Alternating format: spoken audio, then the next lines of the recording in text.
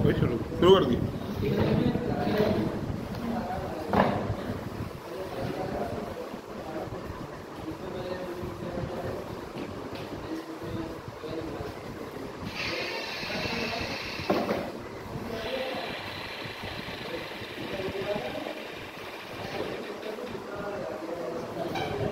उत्तराखंड भर दिया सबने? नहीं, जिनकी एज है भी उत्तराखंड बनने लायक, उत्तराखंड भर दो भैया। काया इतना लॉस कर रहा है, खटीमा में सेंटर मिल जाएगा।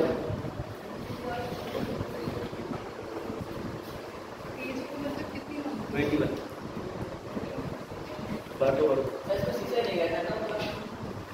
उत्तराखंड विशेष है, लेकिन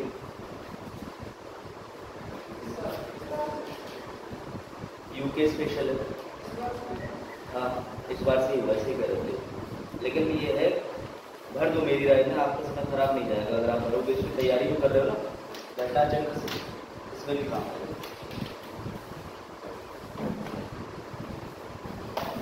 और यूके की विशेष करंट अफेयर बढ़ा देंगे। और यूके के 300 करंट अफेयर, तो यूपी स्पेशल की भी करंट अफेयर में कराऊंगा 200 250 300 कौन सा उसके पास में बता। आप ऑन कर दीजिए प्रोजेक्टर को, स्लीपर पहने आप। क्या मिल रही है? कोचिंग मिल जाएगी आपको। 13 डिस्ट्रिक्ट है, कहीं भी ले लीजिएगा उत्तराखंड के अंदर।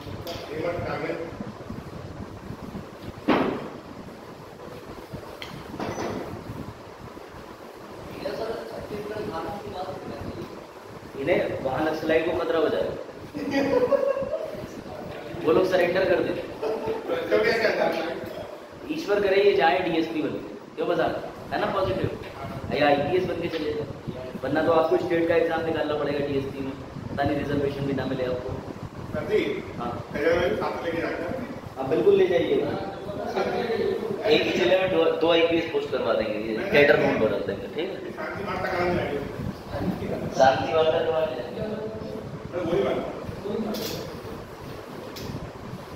चलो शुरू करते हैं। है ना, जो लोग टाइम से आगे उनका फायदा होना चाहिए।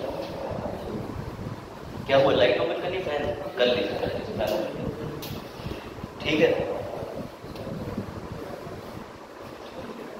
तो भाई रोज के पोस्टर्स में डिजाइन करता ही। ये पोस्टर मैंने बनाया है, ये बताना जरूरी। ठीक है, कहाँ बैठ रहे हो? इधर बैठे। चलो भाई आज का पहला आर्टिकल शुरू करते हैं। ठीक है, बाकी बच्चे जो आ रहे हैं उनको आने दीजिए, वो तो आते ही रहेंगे। तो दिसंबर के करंट अफेयर भी आज डिस्कस करने हैं, फिर हमारे 2 महीने के पूरे हो जाएंगे और तीसरे का ऑलमोस्ट आज शुरू हो जाएगा। मार्च के तो हम लोगों ने पूरे करंट अफेयर करे ही विद नोट्स। जनवरी के आपको मुझे पीडीएफ देनी है, जनवरी के हम लोगों ने क्लास में लगा लिए थे सारे। बचे दिसंबर के, वो आज से शुरू करना है। दिसंबर के मोस्ट प्रोबेबली कल खत्म हो जाएगा। फिर बचेंगे फरवरी के भी मैं इस वीक के अंदर पूरे करवा करके, और जनवरी फरवरी मार्च दिसंबर रिवीजन करा के आपके पूरे करा दूँ, है नहीं? तो इससे ज़्यादा आपका क्या रहेगा, क्योंकि आ जाएंगे। हम लोग इतना फास्ट भी नहीं चल सकते कि एक एमसीक्यू कराया तो 1 महीने का हो गया। उसके बारे में डिटेल डिस्कशन भी जरूरी होता है। और जिस फॉर्मेट में पीसीएस का क्वेश्चन बन रहा है, मैं कोशिश करूंगा कि टेस्ट सीरीज के क्वेश्चन भी लेके आऊँ। और थर्सडे फ्राइडे सैटरडे को घटना चक्कर चलेगी हर विषय की। ठीक है, तो और ले जाइएगा। चलो भाई शुरू करते हैं। आज का एडिटोरियल जो है वो बड़ा कमाल का आया है। सबसे पहले आपको जान के ताज्जुब होगा कि अप्रत्यक्ष रूप से यूक्रेन ने भारत की मदद लेने का प्रयास करा। अब आप कहोगे कि सर यूक्रेन ने मदद लेने का प्रयास करा मतलब? बीते कुछ दिनों में आप देख रहे हैं कि यूक्रेन की गतिविधि काफी बढ़ गई है। क्यों बढ़ गई है? क्योंकि यूक्रेन चाह रहा है कि कैसे भी करके सीज फायर हो जाए, युद्ध विराम हो जाए। अच्छा, आपको ये भी पता होना चाहिए कि 2 बड़ों देशों के बीच में युद्ध चल रहा है। एक तो यूक्रेन है, दूसरा रशिया। अब रशिया के व्लादिमीर पुतिन जैसे अभी चुनाव जीतकर 5वीं बार राष्ट्रपति दोबारा बने, तो इन्होंने फिर से घोषणा कर दी कि मैं वापस से यूक्रेन को ऐसा ऐसा कर दूंगा। तो उसके होने के बाद बेटा यूक्रेन बड़ा चिंतित है। तो याद रखिएगा, यूक्रेन के भी फॉरेन मिनिस्टर है। जैसे भारत के फॉरेन मिनिस्टर यानी विदेश मंत्री कौन है? सुब्रमण्यम जयशंकर, एस जयशंकर। ऐसे बेटा याद रखिएगा, यूक्रेन के फॉरेन मिनिस्टर है जिनका नाम है डायमत्रो कुलेबा। क्या नाम है? डायमत्रो कुलेबा। याद रखिएगा। यहाँ से बेटा एक एमसीक्यू तो जितना ये बन जाता है, जरा पढ़िए इसको। मार्च माह में यूक्रेन के विदेश मंत्री जिन्होंने भारत में यात्रा की, उनका नाम क्या है? तो दमित्रो कुलेबा। ये मत भूलिएगा बेटा, जब भी दो बराबर के लोग आपस में बैठते हैं तो उनको अंग्रेजी न्यूज आर्टिकल बोलता है काउंटर पार्ट। काउंटर पार्ट, मैं कुछ अच्छे शब्द आपको बताते चलूंगा, उसे काउंटर पार्ट कहते हैं। दमित्रो कुलेबा मिलेंगे साथ में किसके? Indian counter part Jaishankar.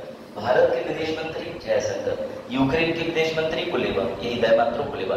तो जब दो बराबर के पीएम मिलते हैं, दो बराबर के प्रेसिडेंट मिलते हैं, दो बराबर के राज्यपाल मिलते हैं, तो उसको काउंटर पार्ट बोला जाता है। कोई डाउट आगे से? Very good. तो बेटा ये मिले, लेकिन इनके मिलने, हाँ सेम पोस्ट है, सेम।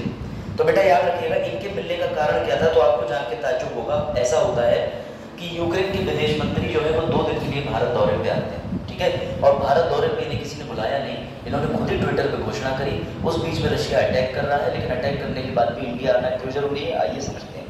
सबसे बड़ी बात तो यह है कि जब ये पूछा जाता है कि भारत यूक्रेन के साथ है या भारत रशिया के साथ है, तो भैया अपना भारत कहता है सबका साथ सबका विकास। जैसे व्लादिमीर पुतिन जीते थे, इन्होंने फोन करा तो किसी की राय थी कि आपको फोन करने का नेगेटिव प्रभाव पड़ सकता है, जेलेंस्की को भी फोन कर दो, तो उन्होंने जेलेंस्की को भी फोन करके नॉर्मल बातचीत करी, युद्ध को लेकर। तो समझिएगा भारत जो है वो हमेशा तटस्थ रहता है। न्यूट्रल का मतलब तटस्थ, ना इसका ना उसका, गाड़ी न्यूट्रल में आगे गिर नहीं है। तो बेटा इंडिया हमेशा न्यूट्रल रहता है, ना तो यूक्रेन की तरफ रहता है ना रशिया की तरफ रहता है। तो याद कीजिएगा ये जो आए थे दमित्रो साहब, इन्होंने पहले तो इंडिया से आग्रह करा कि आप अपनी स्थिति को स्पष्ट करें भाई साहब, कि आप यूक्रेन की तरफ है कि रशिया की तरफ है। तो इंडिया ने कह दिया देखो भैया, हमारा तो आज तक 75-77 साल का जो इतिहास रहा है 47 के बाद से, उसमें हमने अपनी तरफ से किसी के ऊपर हमला तो करा नहीं, तो हम क्यों किसी की तरफ लें। और बेटा याद रखिएगा जब यूएसए और रशिया दो बड़ी शक्तियों के बीच में कोल्ड वॉर चल रहा था, तब भी इंडिया को बोला कि पूछा, अमेरिका बोला तो हमारी तरफ हो जाओ, रशिया बोला हमारी तरफ हो जाओ, तब भी इंडिया में गुट निरपेक्ष आंदोलन का गठन कर दिया था, परंतु वो किसी के साथ में नहीं गया था। तो इंडिया के इतिहास में आप ये दोनों चीजें क्लब कर सकते हो कि इंडिया के यहाँ मना करने के पीछे 1961 की विचारधारा आज भी कायम है। कौन? कोई नहीं था। अब चलो कोई नहीं बेटा, ध्यान देना। अब याद रखिएगा साथ ही साथ यूक्रेन एक और चीज के लिए उनसे आग्रह करने आए थे। सर दूसरी चीज क्या थी बेटा? स्विट्जरलैंड देश से आग्रह करने पर कि स्विट्जरलैंड तुम यूक्रेन रशिया का विवाद निपटाने के लिए एक वैश्विक शांति सम्मेलन करो। कौन सा सम्मेलन? वैश्विक शांति सम्मेलन। तो बेटा स्विट्जरलैंड ने इस चीज के चलते अभी ऑर्गेनाइज करने जा रहा है क्या? स्विट्जरलैंड का ग्लोबल पीस समिट। तो इसके लिए भी ये जो हमारे यूक्रेन के फॉरेन मंत्री थे, आज हटा दो जल्दी है, आप लोग एक टॉपिक में सुबह तो बेटा यूक्रेन के जो विदेश मंत्री हैं वो साथ ही इंडिया से एक बार और आग्रह करने आए हैं कि कुल मिलाकर के कुछ भी हो जाए आप इस जरूर वैश्विक सम्मेलन में भागीदारी लीजिएगा, क्योंकि अगर आप इसमें सम्मेलन में भागीदारी लेंगे तो आप कहीं ना कहीं अपनी बात को रख पाएंगे और हमारे यूक्रेन के ऊपर इनडायरेक्टली आप रशिया को रोक दीजिए कि वो वॉर ना करे। तो बेटा इससे इंडिया की ग्लोबल पोजीशन पता चलती है। अब मैं तुम्हें दो बातें बताता हूँ। अगर क्वेश्चन आ जाए कि अंतर्राष्ट्रीय स्तर पर भारत की वैश्विक राजनीतिक छवि को दर्शाएं, सीधा स्पष्ट है, तो आप कह सकते हैं कि जब यूक्रेन के एक विदेश मंत्री भारत में एक उनसे आग्रह करने आ सकते हैं कि आप एक सम्मेलन में भागीदारी करिए, तो ये वैश्विक छवि को दिखाता है। दूसरा किस प्रकार की छवि को दिखाता है कि भारत का दबदबा देखें कि भारत ने किसी भी देश पे युद्ध पे हमला नहीं करा। ये नीति इतनी कारगर है कि भारत के आज के देश में चीन छोड़कर से किसी को भी डायरेक्ट विवाद नहीं है। हमारा चीन से भी विवाद नहीं है। यद्यपि चीन ने 1962 का हमला नहीं करा होता और आज भी हमको टारगेट नहीं कर रहा होता, अपने क्षेत्र का विस्तार नहीं कर रहा होता, तो हमारे चीन से भी कोई विवाद नहीं होते। दूसरा, चीन अरुणाचल प्रदेश के पास बॉर्डर के जरिए घुसने का प्रयास करता है। वो चिकन नेक के हिस्से से यानी पूरे इंडिया के पास में जो पूर्वांचल के राज्य हैं, पूर्व के राज्य हैं, उनको तोड़ने का प्रयास करता है। इस वजह से हमारी चीन से नहीं बनती है और कोई मुद्दा नहीं है हमारा, याद रखिएगा बेटा। ये देखिए ये दोनों लोग रहे, ये इंडिया के हमारे एस जयशंकर और दूसरे काउंटर पार्ट कौन है? तो भैया दमित्रो कुलेबा। तो याद रखिएगा, ठीक है। तो इनमें दम था तो ये उतर गए। तो दमित्रो जो भी आप ट्रिक से याद रख सकते हैं। तो यूक्रेन के अंदर दम तो है, यूक्रेन में दमित्रो जो है वो आए थे बेटा। इन्होंने चर्चा करी इस पे और ये पढ़िए जरा, ठीक है। साथ ही इन्होंने बड़ा अच्छी बात कही कि मैं कोशिश करूंगा कि ये जो बृहस्पतिवार आ रहा है, इसी को आज तो मंडे है, इन्होंने कहा कि बृहस्पतिवार को मैं जेलेंस्की जो कि वहां के राष्ट्रपति हैं और इंडिया के प्राइम मिनिस्टर का 2 डायलॉग संवाद कराने का प्रयास करूंगा, ताकि वो भी आपसे आग्रह कर सकें कि आप जरा यूक्रेन और रशिया के युद्ध में युद्ध विराम लगवा दें, क्योंकि अगर एक बार युद्ध विराम लग जाता है तो बीते दशकों में देखा गया है कि युद्ध विराम आगे चला जाता है, मतलब कंटिन्यू हो जाता है। ये ध्यान रखिएगा, ये आर्टिकल बहुत इंपॉर्टेंट है। सभी को याद रहे कि यूक्रेन रशिया जो युद्ध है वो प्यार के महीने में शुरू हुआ था, फरवरी में, अब नहीं भूलोगे। यूक्रेन रशिया विवाद शुरू हुआ था फरवरी में, और बेटा किस फरवरी को, तो 14 में 10 दिन जोड़ दो 24, तो 24 फरवरी को यूक्रेन रशिया लड़ रहे थे, याद रखिएगा।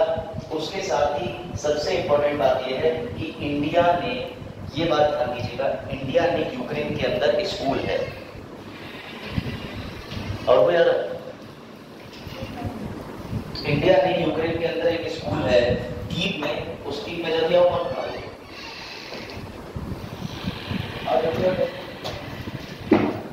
तुम लोगों के 2 आर्टिकल चले गए, which is very very very important है इसके आंसर के। अब टाइम से नहीं आओगे तो मैं नहीं रिपीट कर पाऊंगा, सॉरी। ठीक है, जल्दी जल्दी जाइए, फोन पे बात कर लीजिए, बहुत जरूरी होगा। चलो बैठ जाओ, सीधी बैठो, क्योंकि अब अगर मैं दोबारा आर्टिकल शुरू भी करूंगा तब भी 9:30 तक कोई लोग आता रहेगा, तो I am not going to repeat. ठीक है बेटा, याद रखिएगा, इंडिया ने यूक्रेन रूस के विवाद में कीव एक स्कूल है, वहां पे 2 तरीके के काम करे। एक तो ह्यूमैनिटेरियन ग्राउंड पे खाना भेजा, और दूसरा वहां पर पैसा भेजा। पैसा क्यों भेजा? क्योंकि इंडिया का मानना था कि कीव स्कूल के अंदर बच्चों की शिक्षा की गुणवत्ता पे जो प्रभाव पड़ा है उसके लिए उन्हें प्रशिक्षण देने के लिए पैसा भेजा गया। ठीक है, तो इंडिया, याद रखिएगा, यूक्रेन रशिया के मामले में इंडिया ने मदद करी है। ठीक है, तो अब आपके दिमाग में एक चीज और आ रही होगी, ठीक है, मैं रिपीट कर दे रहा हूँ शुरू से, वरना सब बकरी की तरह मुंह देखेंगे, उम्मीद ये करेंगे। चलो सुन लो आज की खबरें, टाइम से आया करो। 9:05 के बाद मैं एक रूम बंद कर दूंगा, एक भी ऑडियंस चलेगी। I am very strict now, तुम्हारा रिजल्ट चाहिए मुझे। बाकी लोग रिजल्ट बिना दिए चले गए बहुत दूर, मैं रिजल्ट के लिए यहाँ जिम्मेदार हूँ। कल को तुम भी मुझसे कहो तुम्हारे बच्चे निकलेंगे, तुम्हारी वजह से पापा का रिजल्ट नहीं निकल पाया, तुमसे पढ़े थे, तो भैया ऐसा नहीं चाहिए। चलो पहला आर्टिकल ये बेटा कि यूक्रेन के विदेश मंत्री भारत आए। उन्होंने भारत में आने के बाद में 2 दिवसीय अपने जो भैया आए थे घूमने यहाँ पर, उसमें उन्होंने 2 आग्रह करे। पहला आग्रह तो उन्होंने ये करा कि भैया कुल मिलाकर के रशिया को रोक दीजिए कि हम पे अटैक ना करे। दूसरा आग्रह ये करा कि स्विट्जरलैंड एक वैश्विक शांति सम्मेलन कराने जा रहा है यूक्रेन के आग्रह पर, तो उसमें इंडिया पार्टिसिपेट करे। लेकिन इनके इस आग्रह में इंडिया ने कह दिया हम सोच के बताएंगे, अगर इंडिया कंफर्मिटी दे देगा तो फिर रशिया बुरा मान सकता है, तो इंडिया थोड़ा विचार करेगा। बेटा ये बात ध्यान रखिएगा। साथ ही आप ये देख लीजिए, मैंने आपको इंग्लिश में बता दिया, काउंटर पार्ट बोलते हैं, काउंटर पार्ट। जब 2 PM 2 CM या 2 फॉरेन मिनिस्टर, एक ही रैंक के 2 लोग जब आपस में आमने सामने बैठ के बात करते हैं, हम और सुनील सर बात करेंगे या हम और मिजान सर आपस में होंगे, तो काउंटर पार्ट बोलेंगे। समझ गए? बंद कर दो बेटा उसको, ठीक से बंद करो। ठीक है, याद रखिएगा। चलिए वापस आ जाइए, ध्यान दीजिएगा। सभी याद रहे कि 24 फरवरी 2022 में यूक्रेन रूस का युद्ध हुआ था। अभी तक यूपीएससी ने यूक्रेन के बॉर्डर में आसपास के कौन से राज्य लगे हुए हैं, रोमानिया है, क्रीमिया है, किस किस तरीके के राज्य लगे हुए हैं, ये प्रश्न आ चुका है। हरियाणा पब्लिक सर्विस आयोग ने भी सवाल पूछा है। इस बार जो देश चर्चा में रहे हैं, मैं एक मास्टर पीडीएफ बना के लाऊंगा कि जो भी साल भर चर्चा में देश रहे हैं और जो भी साल भर अंतर्राष्ट्रीय घटनाएं रही हैं वो भी अलग से रिवाइज कराऊंगा सारी मैगजीन के बाद भी, कैसे वॉर साइंस एंड टेक में तुम्हें दिखेगा। चलो दूसरी बात यह है कि अब जावेद के मन में सवाल आया कि सर ये इतना वैश्विक मुद्दा था, 2022 में उठा था, तो इसको संयुक्त राष्ट्र क्यों नहीं ले जाया गया? संयुक्त राष्ट्र की तो एक संस्था बैठी हुई है जो इस तरीके के बात का निपटारा करती है। तो आपको मैं बता दूं आपकी सहमति के लिए कि संयुक्त राष्ट्र में समय समय पर ये जाता रहता है। जब ये मुद्दा संयुक्त राष्ट्र में गया तो वहां की सुरक्षा परिषद ने इस पर वोटिंग कराई, तो भैया वहां पर रिस्पॉन्स ये आया कि सभी देश फेवर में थे, लेकिन कुछ देशों ने खुद को वोट करने से मना भी कर दिया, जैसे चीन ने, इंडिया ने, तो ये जरूरी भी था। लेकिन सुरक्षा परिषद ने, याद रखिएगा, अभी भी मेजोरिटी के साथ मना करने के बावजूद भी इजराइल इनके किसी भी दावे को क्लेम नहीं कर रहा और इनके सारे प्रस्ताव को तोड़ के जबरदस्ती यूक्रेन के ऊपर हमला कर रहा है। मतलब सुरक्षा परिषद ने अपनी तरफ से बैन, सैंक्शन,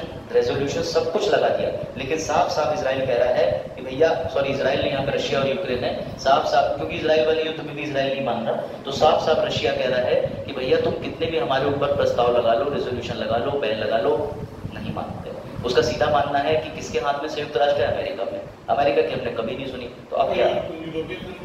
यूरोपियन संघ ने भी कहा, लेकिन यूरोपियन संघ से तो ज्यादा मजबूत जो है वो यूएन, और यूरोपियन संघ किसी पे सैंक्शन नहीं लगाता, वो सिर्फ लॉ बनाता है उन देशों पे जो उसके साथ में सदस्य है। तो आपको जानकर हैरानी होगी, 141 लोगों ने फेवर में वोट करा कि यूक्रेन रशिया का युद्ध रुक जाना चाहिए। बेटा 7 देशों ने विपक्ष में वोट कर दिया कि नहीं, चलने दो, मजा आ रहा है, हमको लड़ाई देखने में आनंद आ रहा है। ये बड़ा कमाल की बात है। और बेटा 32 देश ऐसे हैं जिन्होंने कह दिया कि हमें नहीं मतलब है, 2 पड़ोसी लड़के मर जाए हमारा फायदा ही होगा। तो बेटा ये लिस्ट है, इसमें आप बस ये देख लीजिए कि जैसे उज्बेकिस्तान है, जिम्बाब्वे है, श्रीलंका है, इन लोगों ने खुद को एब्सटेन कर लिया कि हम वोट ही नहीं देंगे। इसमें भारत भी है और भारत का सराहनीय कदम है। भारत कह रहा है या तो यूक्रेन रशिया दोनों हमारे या दोनों में से कोई भी नहीं, क्योंकि कल को यूक्रेन कुछ अच्छा प्रयास करेगा तो हमें यूक्रेन के साथ भी रहना पड़ेगा, कल को रशिया कुछ अच्छा करेगा तो हमें रशिया के साथ भी रहना पड़ेगा। जब जब ये युद्ध चलेगा तो मैं सारी हाईलाइट यहाँ पर मिलती रहेगी। चले आगे, चलो बेटा याद रखिएगा, जो अब देखिए इंसान की विचार कैसे बदलते हैं, जरा इस आदमी को ध्यान से देखिए। आज ये इतना खुश है कि भारत में आ गया, भारत के विदेश मंत्री से रिक्वेस्ट करने। इसका पता बयान क्या था जब यूक्रेन और रशिया से लड़ाई हो गई थी, और भारत को आपको पता होना चाहिए कि भारत जो है वो क्रूड ऑयल यानी कि कच्चा तेल, जिसको ला करके हम बॉम्बे की रिफाइनरी में पक्का तेल में बदल देते हैं, पेट्रोल डीजल में, ऐसा हम तेल का क्या करवाते हैं, इंपोर्ट कराते हैं रशिया से। तो बेटा याद रखिएगा, जब हम लोगों ने रशिया से ऐसा तेल खरीदा था तो इस गद्दार आदमी का थॉट देखिए क्या था। इसी व्यक्ति ने क्या कहा था, कुलेवाने, कुलेवाने, हर बैरल रशिया का क्रूड जो भारत आ रहा है वो यूक्रेन के एक एक व्यक्ति के एक एक खून की बूंद से सना हुआ है, खून की बूंद से बना हुआ है। लेकिन अब इन्हें पता चला कि इंडिया ऐसा नहीं है। फिर इंडिया ने भी जवाब दे दिया। इंडिया ने कह दिया देखो हमें कम रेट पर तेल चाहिए, हम अपने यहाँ तेल का स्टॉक बनाना चाह रहे हैं, समस्या ना हो जाए देश में, तुम अपनी लड़ाई निपटो, हम सिर्फ व्यापारी वाला काम कर रहे हैं। तो वही व्यक्ति का स्टेटमेंट देख रहे हैं, 2 दिन पहले आकर के बदल गया। अब इंडिया से रिक्वेस्ट कर रहे हैं कि तुम वैश्विक सम्मेलन में भागीदारी भी लो और हमारे साथ मदद भी करो। तो याद रखिए इसी को कूटनीति कहते हैं। बात आई समझ में? चलो अब आ जाइए, स्विट्जरलैंड के ऊपर आरोप लग रहे हैं। आरोप का मतलब देखिए कितना कितना कमाल का शब्द बोला गया है स्विट्जरलैंड के लिए। Switzerland has previously acted as a, Switzerland को अपने यहाँ की भाषा में कह दिया गया है कुछ और, स्विट्जरलैंड से कहा गया है, बंद कर दोगे। स्विट्जरलैंड पे ये आरोप लग रहा है कि स्विट्जरलैंड ब्रोकर बनके डील कराना चाह रहा है। खैर छोड़ो, अब वापस आ जाओ, ठीक है। अब बेटा देखिए अगला आर्टिकल बड़ा इंटरेस्टिंग है, ये पढ़िएगा ध्यान से, तब आपको आगे न्यूज समझ में आए। Congress 1800 crore income tax department notice, 2 notice पहले भी भेजे जा चुके हैं। ये 30 तारीख की खबर है, ध्यान से सुनिएगा। भारत में इस समय अगर कोई सेंट्रल की जो पार्टी है उसका विपक्ष बचा हुआ है तो कौन बचा है? ये जग जाहिर बात है कि या तो आम आदमी पार्टी उभर रही है, क्योंकि अभी हाल ही में तो उसको जस्ट अभी 2023 के अंदर एक तो उसे राष्ट्रीय पार्टी का तो दर्जा ही मिला है, वो भी पंजाब में चुनाव जीतने के बाद ही। तो ऐसी पार्टी भी उभर रही है, लेकिन कांग्रेस का ऐसा इतिहास रहा है कि वो ऑलरेडी एक सेंटर में मजबूत विपक्ष रहा है। तो क्या आरोप लगाए जा रहे हैं कि इनकम टैक्स के मामले से, इनकम टैक्स के माध्यम से बेटा कांग्रेस को कहा गया कि 1800 करोड़ रुपया तुम जमा कराओ। और इतना ही नहीं, उससे पहले इनका 600 से 900 करोड़ रुपया जो खातों में पड़ा हुआ था वो सीज कर दिया। लेकिन सर इनकम टैक्स ऐसा कर क्यों रहा है? तो मजे की बात सुनो, 2019 के चुनाव के समय पर सिर्फ कांग्रेस को थोड़ी सी देर हो गई थी कुछ लाख रुपए का हिसाब फाइल करने में, क्योंकि चुनाव के समय पर बेटा आपको सारा खर्चा जो आप चुनाव में करते हो उसके लिए स्पेशल अकाउंट बनता है, उस अकाउंट में फाइल करना होता है। बड़ी पार्टियों को खर्चा दिया जाता है 95 लाख रुपए। एक व्यक्ति 95 लाख की लिमिट के हिसाब से पैसा खर्च कर सकता है, तो जो 95 लाख रुपए होता है उसका हिसाब भी फाइल करना होता है। कांग्रेस 2019 के चुनाव में सिर्फ कुछ घंटों से रह गई थी जब आप फाइल करने में, तो इसके ऊपर इनकम टैक्स डिपार्टमेंट ने 2 अभी पहले आदेश कर दिए थे, अब 1800 करोड़ रुपए की मांग करी। ऐसे में बेटा जरा बुद्धि लगाओ, क्या भारत के अंदर लोगों को इतना नहीं समझ आ रहा है कि चुनाव लड़ने के लिए क्या चाहिए, और विपक्ष को तुम किससे कमजोर कर रहे हो?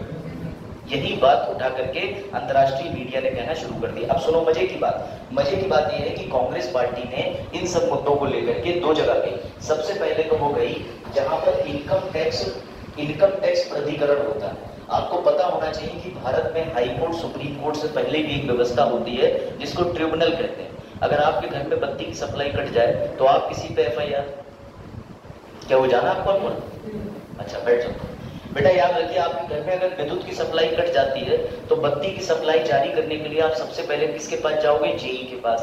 JE भेजेगा ऊपर हेड के पास। हेड से काम नहीं बनेगा तो आप उसे धमकी दोगे तो डायरेक्ट न्यायालय में नहीं जाओगे, फिर आप जाते हो अगर आपके शहर में प्राधिकरण बना हुआ हो जिसे ट्रिब्यूनल कहते हैं। ये आधा न्यायालय आधा कार्यपालिका का काम करता है। इसके अंदर आप जाके मामले को सुलटा लेते हो, लेकिन इसके अंदर आपको बहुत महंगे एडवोकेट्स नहीं चाहिए होते हैं और वो जजेस नहीं होते हैं जो काम करते हैं। तो बेटा ऐसे प्राधिकरण विभाग के पास में ये मुद्दा लेके कांग्रेस पार्टी गई, लेकिन इसको कांग्रेस को कोई राहत नहीं मिली। अब इसके बाद अगला विकल्प कौन सा है? हाई कोर्ट का था।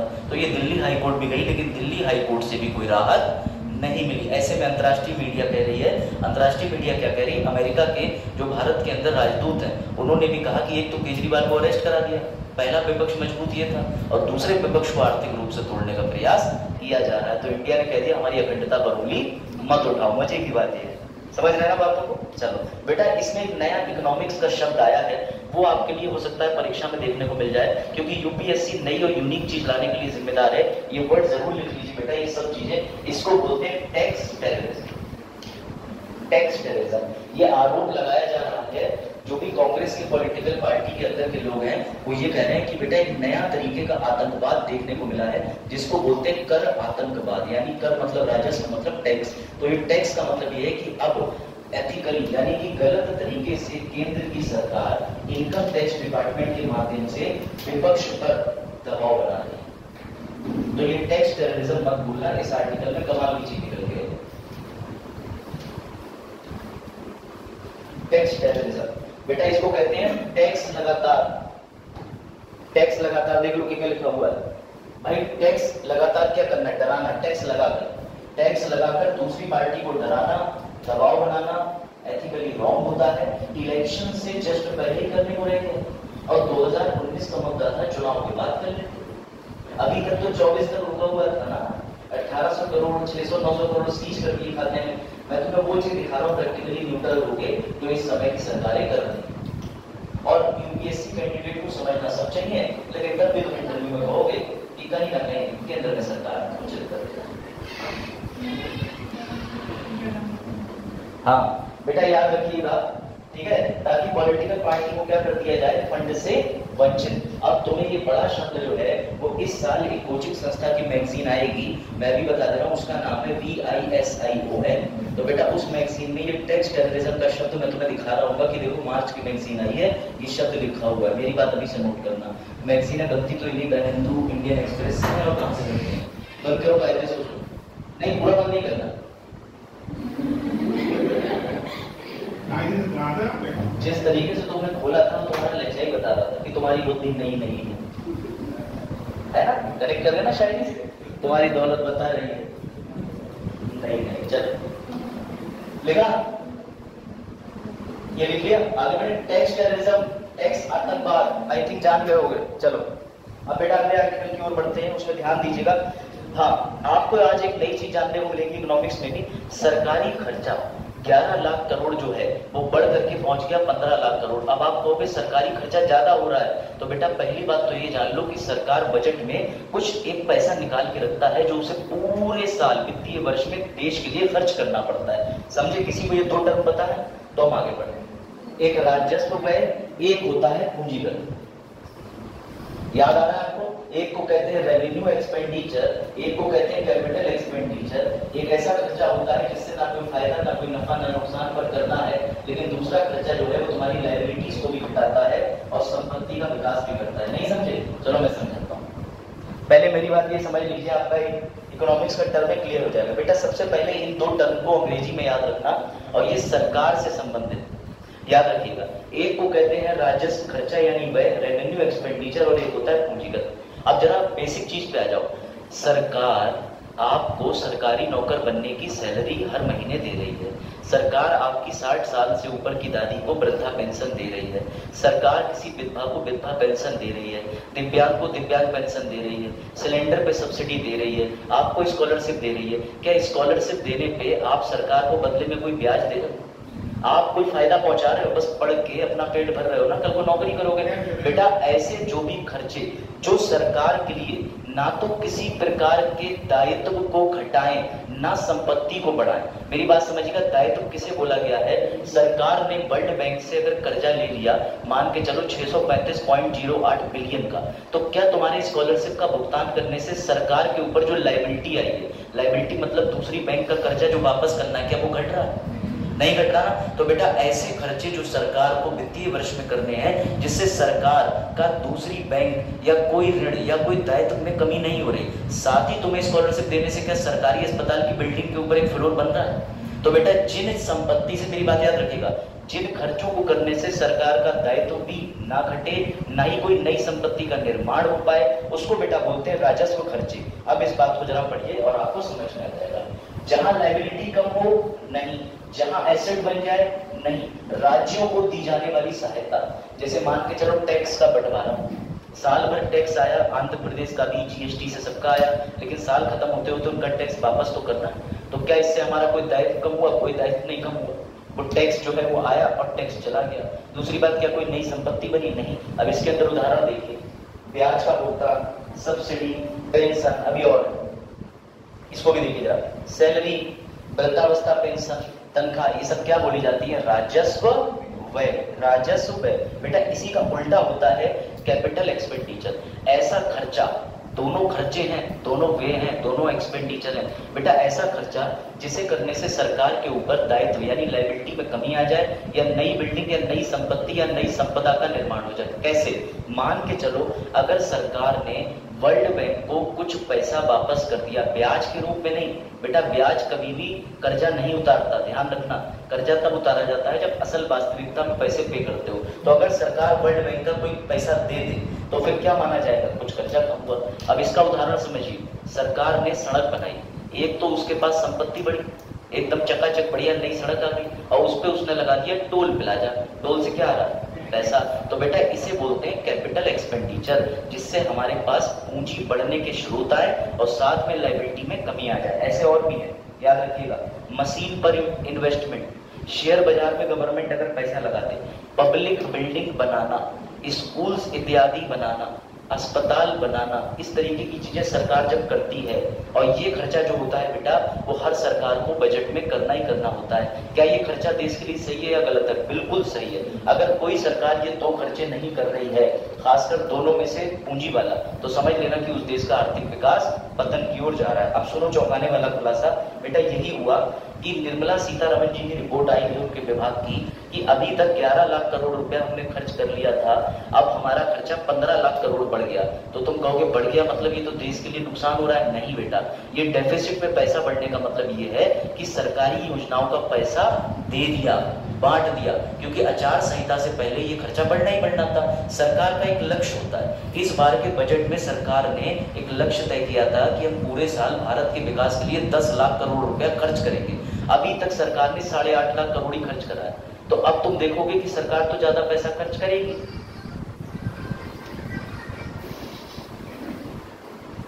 तुम्हारी जगह कोई और होता ना, मैं मेरी बेल्ट या नहीं होती, सही बता रहा हूँ मैं बहुत ज्यादा टॉलरेट कर जाता हूँ। ये सब बदतमीजी मत किया करो बजाय, समझ रहे हो? ये चीजें फिर पढ़ाएगा नहीं कोई, तुम कितना पढ़ रहे हो खुद से वो समझ जाओ, वो मत करा करो। ध्यान दो बेटा, चलो समझिएगा बात को। सरकार का इस साल के बजट में कितना अनुमान था? 10 लाख करोड़ का, लेकिन अभी तक सरकार ने कितना करा है? तो 8.5, 8.6। अभी सरकार और खर्च करेगी। इस बार चुनाव से पहले सबसे ज्यादा फायदा मिलता है देखने को पेंशनर्स को, सैलरी टाइम पे आ गई, पेंशन आ गई, और जितने भी राज्यों का टैक्स हम पे ड्यू था वो हमने वापस कर दिया। तो ये कोई चिंता की बात नहीं है, याद रखिएगा।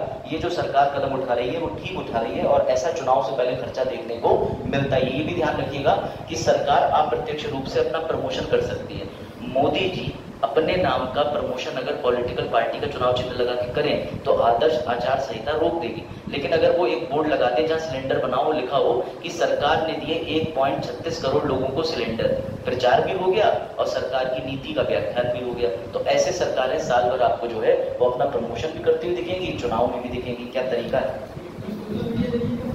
सोशल मीडिया उतर, सोशल मीडिया पे योजना वायरल हो रही, और सोशल मीडिया पे भी आप शिकायत कर सकते हो। आज के प्रश्न में एक ऐप आई है, C vigil app. C vigil app सरकार ने निकाली, अगर आप उसमें डेटा डाल के भेज दो तो 24 घंटे के अंदर अंदर कार्रवाई हो जाएगी। बिल्कुल बिल्कुल बिल्कुल, आपके जो भी ऐड आ रहा है आप उनका स्क्रीनशॉट लें, उनकी स्क्रीन रिकॉर्डिंग करें और सी विजिल ऐप को भेजें। चलो अच्छा, अब आप में से कितने लोग ऐसे हैं जिन्होंने रोडवेज में सफर करा हो और ड्राइवर ने झपकी ले ली और रोडवेज घुस गई? सब सौभाग्यशाली, किसी के साथ ऐसा तो नहीं हुआ? ईश्वर ना करे ऐसा हो। लेकिन याद रखिएगा, अगर आप फ्लाइट से सफर करना चाहते हैं तो आपकी जीवन रिस्क में आ सकता है, क्योंकि ऐसा फ्लाइट की कंपनियों ने मान लिया है। कैसे? अभी तक जितने भी पायलट हैं बेटा, उनका जीवन जो है बिल्कुल बर्बाद है। जैसे लोकल का जो पायलट होता है वो गुजरात से गया बॉम्बे, बॉम्बे से गया दिल्ली, कहीं भी गया, 16 घंटे फ्लाइट उड़ाते हैं। 16 घंटे फ्लाइट उड़ाने के बाद इन्हें नींद भी आती है, लेकिन इन्होंने खुद कहा कि हमें भैया जो नींद आती है उसके लिए हमें उतना सोने का समय नहीं दिया जाता। इस बात को एक्टिवली ले लिया बेटा किसने? तो हमारे यहाँ जितने भी विमान हैं, सबसे पहली बात तो मंत्रालय कौन सा है? तो भैया उड्डयन मंत्रालय, सिविल एविएशन।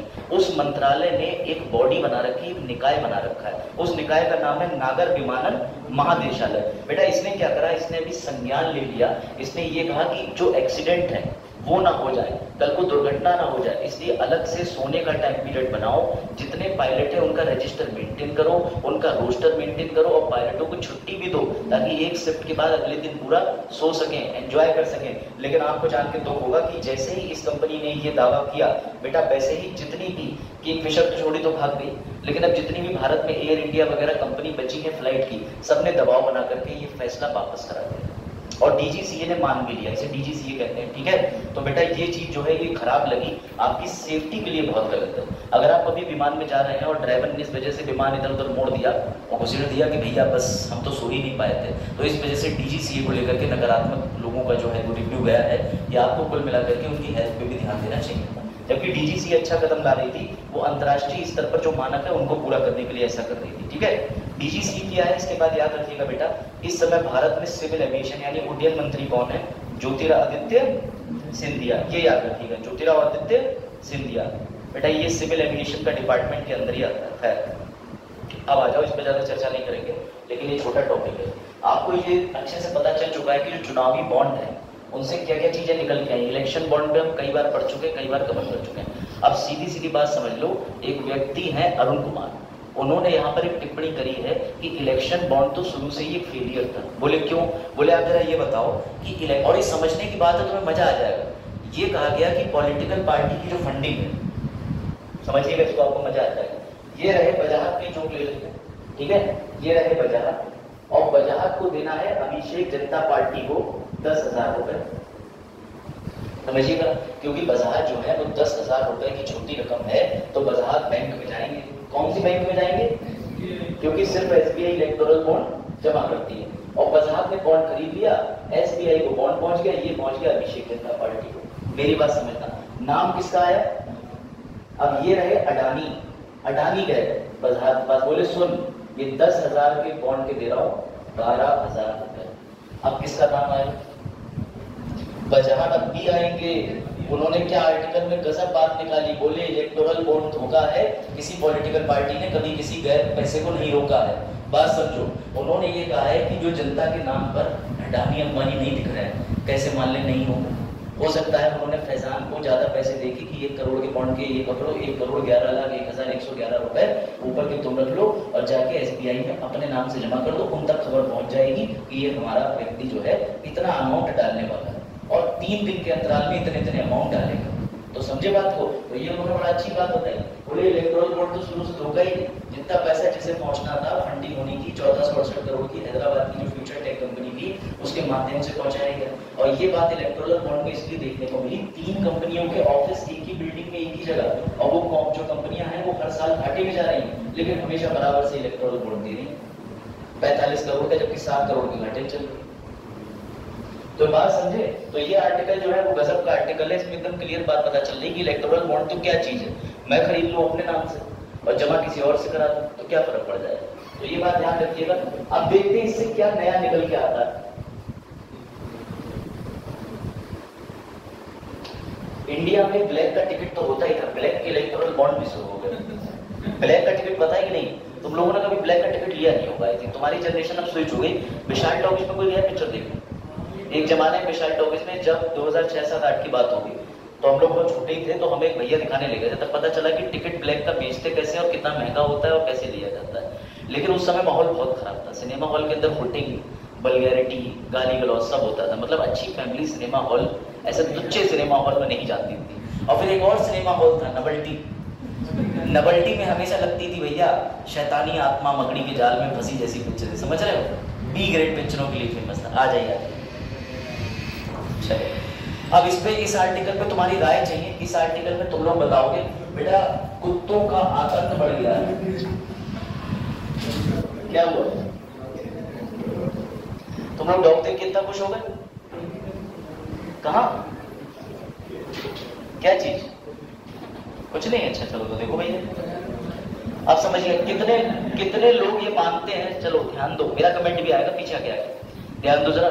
मेरा आपसे प्रश्न ये बेटा कि आपने देखा होगा स्ट्रीट डॉग, कई बार आप में से कुछ ऐसे लोग होंगे जिनको देखते ही कुत्ते समझ जाते होंगे इस पे अटैक करना ये हमसे बड़ा वाला है, समझ गए? तो आप मोटरसाइकिल लेके उस गली से निकलते होंगे, वो आपके पीछे दौड़ लगा देते होंगे। उस अवस्था में आपकी बाइक डिसबैलेंस हो सकती है। या कई कुत्ते जो है उनकी बचपन के या पिछले जन्म की मेमोरी काम करती होगी, वो आपको पहचान जाते होंगे, वो समझ जाते होंगे, वो बेमतलब में आपके ऊपर दौड़ जाते होंगे। ऐसा स्ट्रीट डॉग करते हैं, अक्सर करते हैं। लेकिन इसका विपरीत भी होता है। जैसे चरण अपने गांव में जाए, कालू भूरा, तो तुरंत ही वो पार्ले जी का पैकेट देख के इनसे मित्रता कर लेंगे, दोनों हाथ रख देंगे इनके पेट के ऊपर, आप मालिक आ गए। भैया ऐसा करते हैं कि नहीं करते हैं? जानवर चढ़ेगा तो समझिएगा। तो अब प्रश्न ये आता है कि कितने लोग पक्ष में हैं और कितने लोग विपक्ष में हैं कि जो स्ट्रीट के डॉग हैं उनको या तो पकड़वा के कहीं अलग रखवा देना चाहिए, यहाँ तक लोगों के ये भी बयान है कि उनको जान से मार देना चाहिए। तो बताओ, ये एक नैतिकता को छूता हुआ प्रश्न है। क्या लगता है आपको कि उनको जिंदा रहना चाहिए, क्या अरेंजमेंट करने चाहिए, या विपक्ष में बयान? बताओ फटाफट, 30 सेकंड में। जीवित रखना, अरेंजमेंट कर सकते हो? अच्छा लेकिन ऐसी भी घटनाएं आई है जिसमें छोटे छोटे बच्चों की हत्या करनी। अभी जानते हैं ताज्जुब की बात ये कि बाघ बकरी चाय के मालिक को कुत्ते ने ऐसे करके छू करा, वो भागे और भागते हुए खुद से गिर गए, जिनकी मृत्यु हो गई। इतनी बड़े चाय ब्रांड के मालिक साहब कर दिए कुत्तों को। तो बताओ क्या करना चाहिए बेटा इनके लिए? हाँ अच्छा, पालतू ज्यादा अटैक कर रहे हैं। पालतू में तो मालिक के खिलाफ केस भी कर सकते हो। हाँ अच्छा, तुम्हारे ऐसा है? चलो तो इस चीज पे खासा ध्यान दीजिएगा। मेरे कहने का मतलब ये है कि एक बात सुनिए, अब आपको इसमें मैं एक क्लासिकल उदाहरण देता हूँ, आपको मजा आ जाएगा। इसके पक्ष में जो लोग कह रहे हैं वो कह रहे हैं कि प्रकृति सबका घर। तुमने जब घर बनाया तो तुमने कौन से कुत्ते से बैनामा या गवाही लगवा दी? तुमने तो कहा उसका मकान बना लिया। अब वो भी कह रहा है तो भैया तो तुम जब पैर चलाओ तो काटेगा। अभी आपने एक वीडियो वायरल हुई होगी, क्रिकेट ग्राउंड में एक कुत्ता जो है वो घुसाया था और वो कुत्ता डॉग जो है वो भाग रहा था। तो आपने देखा होगा कई सारी जो वहां टीम लगी होती है उसे लात से किक मार रहे थे डॉग, बड़ी बुरी तरीके से, मतलब उसे भगाने के चक्कर में। अगर वो आ गया तो उसे निकालने का कोई और तरीका भी हो सकता है।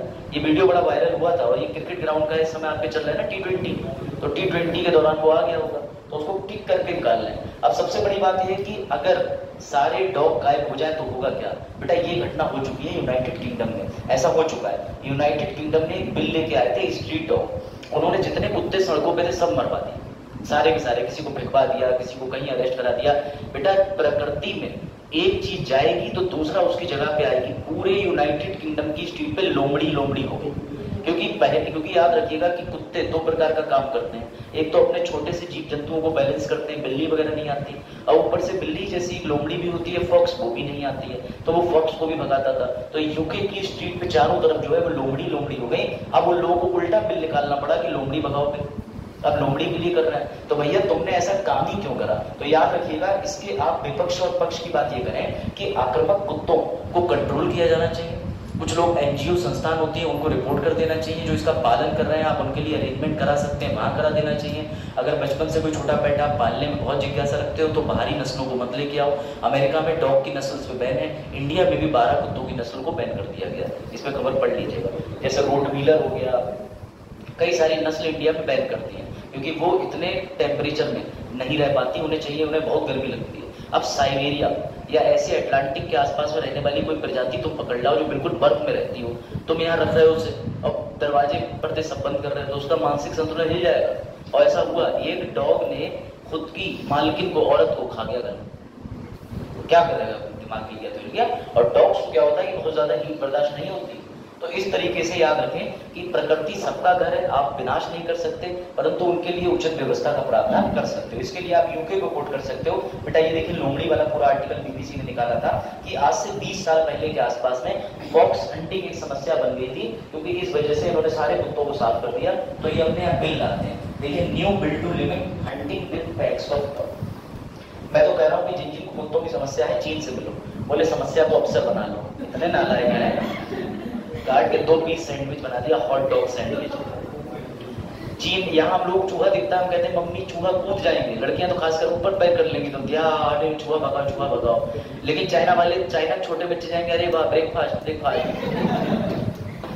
ठीक है, सांप बाप निकला है, बोले लो मम्मी तुम कह रही थी सूखे आम ले आना, अचार डालो, अचार नहीं, नागालैंड का आरोप लगाओ, भारत का अभी नाम नहीं, वो तो आरोप लगाया जाता है। नागालैंड के लोगों ने कहा, वैसे उन्होंने अपनी वीडियो भी इंटरनेट पर डाली कि हम जब आए थे आपातकाल के दौरान तो हमने किसी कुत्ते को नहीं खाया, अब खा गए तो नहीं पता। ठीक है, अब देखो इस आदमी को समझ लो भैया, इस आदमी के पीछे इस समय रशिया पड़ा हुआ है। इस आदमी की समस्या ये हो गई कि ये पैदा रशिया में हुआ, पत्रकारिता अमेरिका में करी, लेकिन फिर से अमेरिका के इशारों पे चला गया रशिया, और रशिया जाने के बाद पुतिन ने इस आदमी पे आरोप लगाया है कि ये रशिया की सारी खुफिया जानकारी अमेरिका को भेज रहा था। तो भैया इनके पीछे रशिया पड़ गया। लेकिन ये खबर हम क्यों पढ़े, क्योंकि मजे की बात सुनो, ना अपील ना वकील ना दलील सुना था, वही इस आदमी के साथ हो रहा है। इस आदमी के साथ ये हो रहा है बेटा कि रूस ने जब से अरेस्ट करा है, ना तो रूस ने इसके ऊपर ट्रायल मुकदमा शुरू करा, ना तो रूस ने कोई धारा बताई, ना रूस ने इसके खिलाफ में सबूत दिए, और बेटा ये जेल के अंदर बंद है। अमेरिका से ये करना चाह रहे हैं डील, ये कह रहे हैं अगर तुम्हें ये जर्नलिस्ट चाहिए तो तुम हमारे 4 अपराधी छोड़ो, हम इसे को छोड़ेंगे। तो ये निगोशिएशन करना चाह रहे हैं। तो अमेरिका ने इस बात की बड़ा निंदा करी कि रशिया की बताइए कैसी हरकत है। वो भी सोचो, ये रशिया में व्यक्ति पैदा हुआ था, रशिया का नागरिक था, उसके बाद ये अमेरिका गया, अमेरिका की नागरिकता इसे मिल गई। तो रशिया ने ये आरोप लगाया है और इस पे ह्यूमैनिटेरियन ग्राउंड पे बड़ी अवहेलना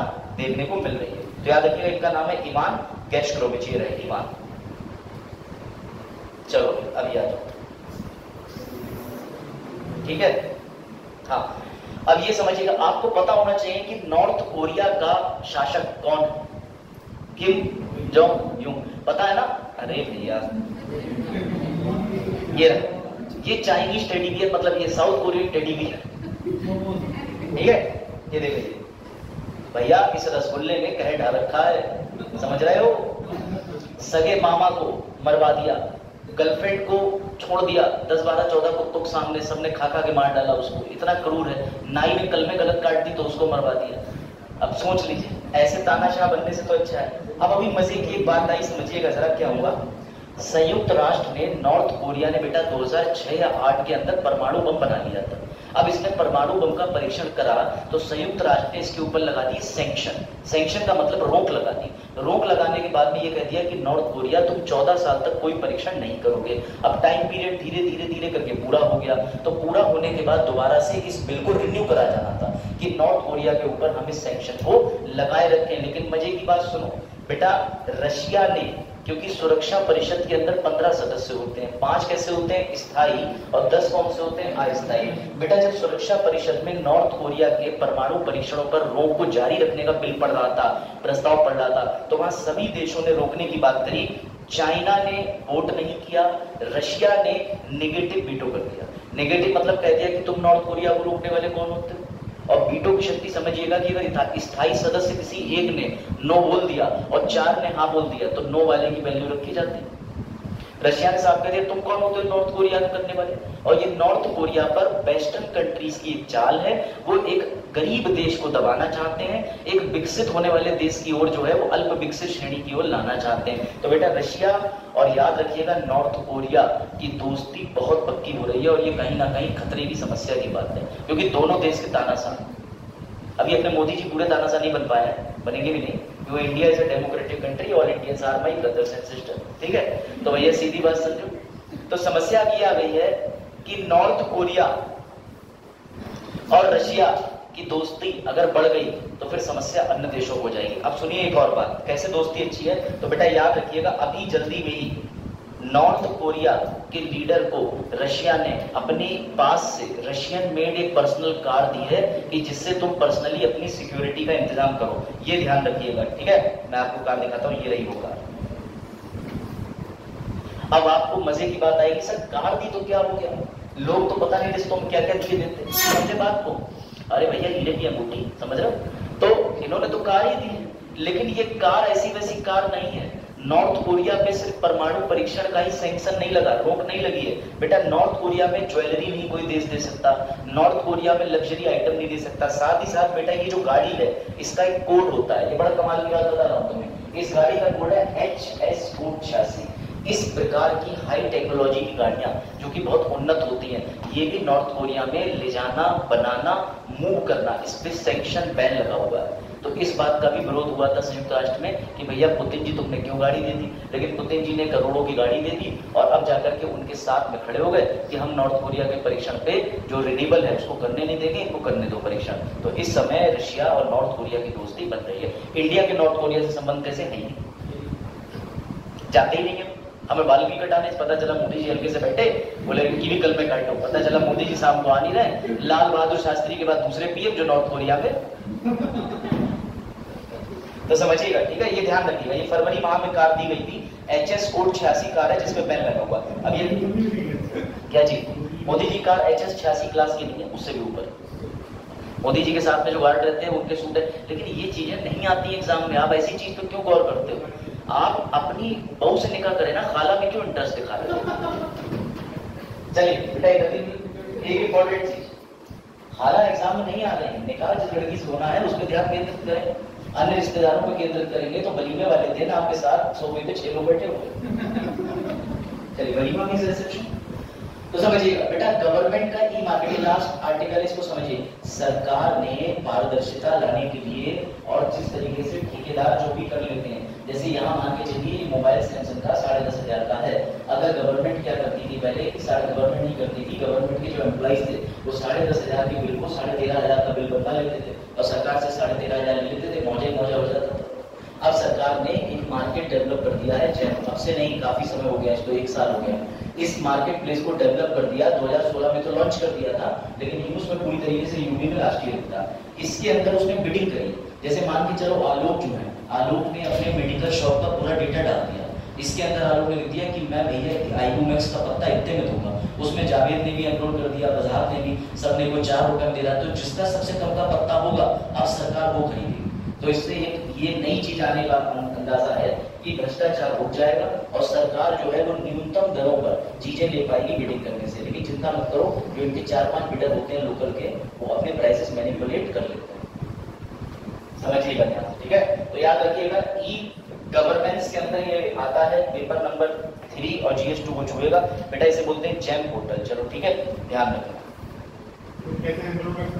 इसमें ये तो मुझे नहीं पता, सॉरी, इतना मैं ज्ञानी नहीं, मुझे पता ही नहीं भैया, मेरा कैफे का काम ही नहीं है भाईजान। चलो देखो, चलो भाई देखो, अच्छा ये हो गया ना पोस्टर। अब तुम लोग पोस्टर बड़े आर्टिस्टिक लगते हो, मैं ही डिजाइन करता हूँ। अच्छा मैं कार्ड करवाना तुम शादी में, ऐसे ऐसे फोटो लगाऊंगा। चलो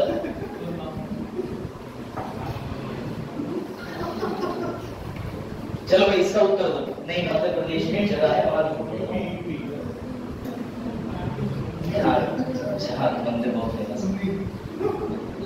चलो भाई बताओ, मनरेगा के बारे में बात कर लेते हैं थोड़ी सी, पता चल जाएगा तुम्हें। मनरेगा 2005 में आई थी, 2006 में लागू करी गई थी अक्टूबर को, 2 अक्टूबर गांधी जी के जन्मदिन से।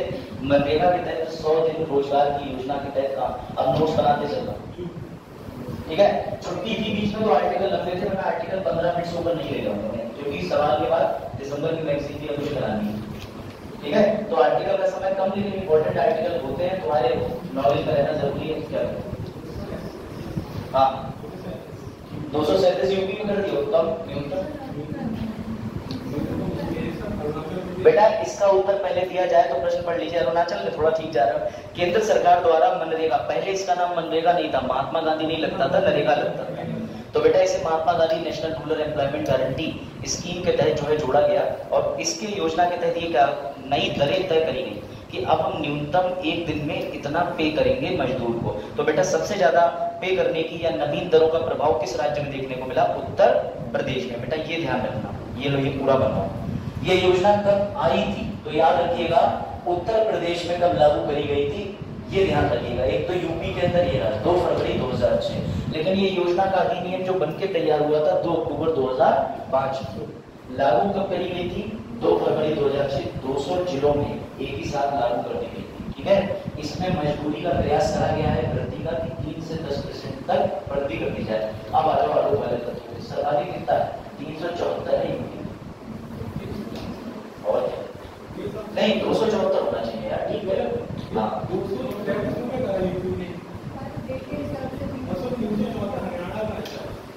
सर्वाधिक कहाँ का बता रहे हो, हरियाणा का? चलो इसको फैक्ट में जरूर चेक करेंगे, कैसी बात है।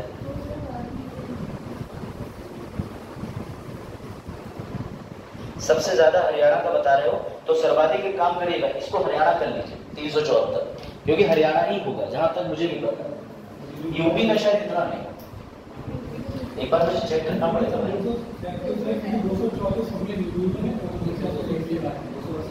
हाँ बिल्कुल सही है।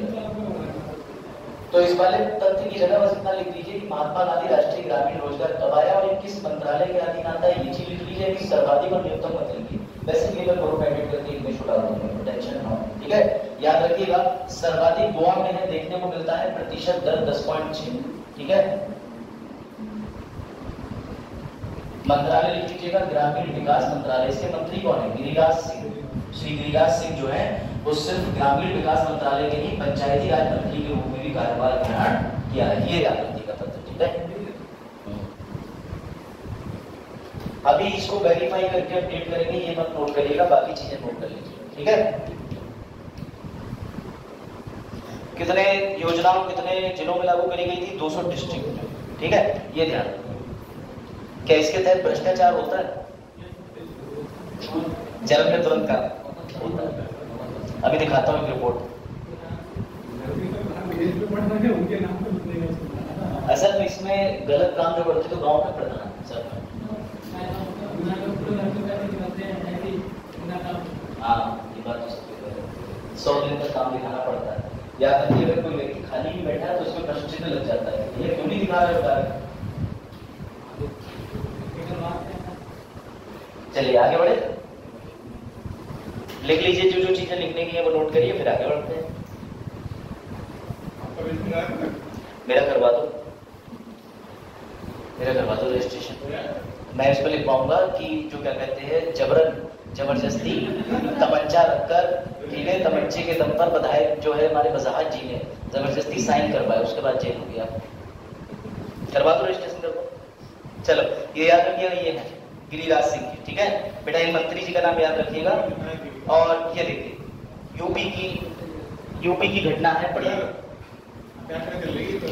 उससे क्या फर्क पड़ रहा है? नहीं, पोस्टर दिखाना, मंत्री जी का नाम, करंट अफेयर में सब छूट होती है। ये तो भी पहले बोल दो, हमने मंत्री का नाम बोला, हमने पार्टी का नाम ही नहीं बोला। हर जगह बेटा ये समझिए, जालौन में मनरेगा में भ्रष्टाचार, बिना मजदूरी के खाते में आए पैसे, ग्राम प्रधान मांग रहा कमीशन। यही तो खबर चरण बताना चाह रहे हैं कि देखिए ऐसा ऐसा होता है सर। बेटा याद रखिएगा इस योजना के तहत 70% तक कमीशन चलती है।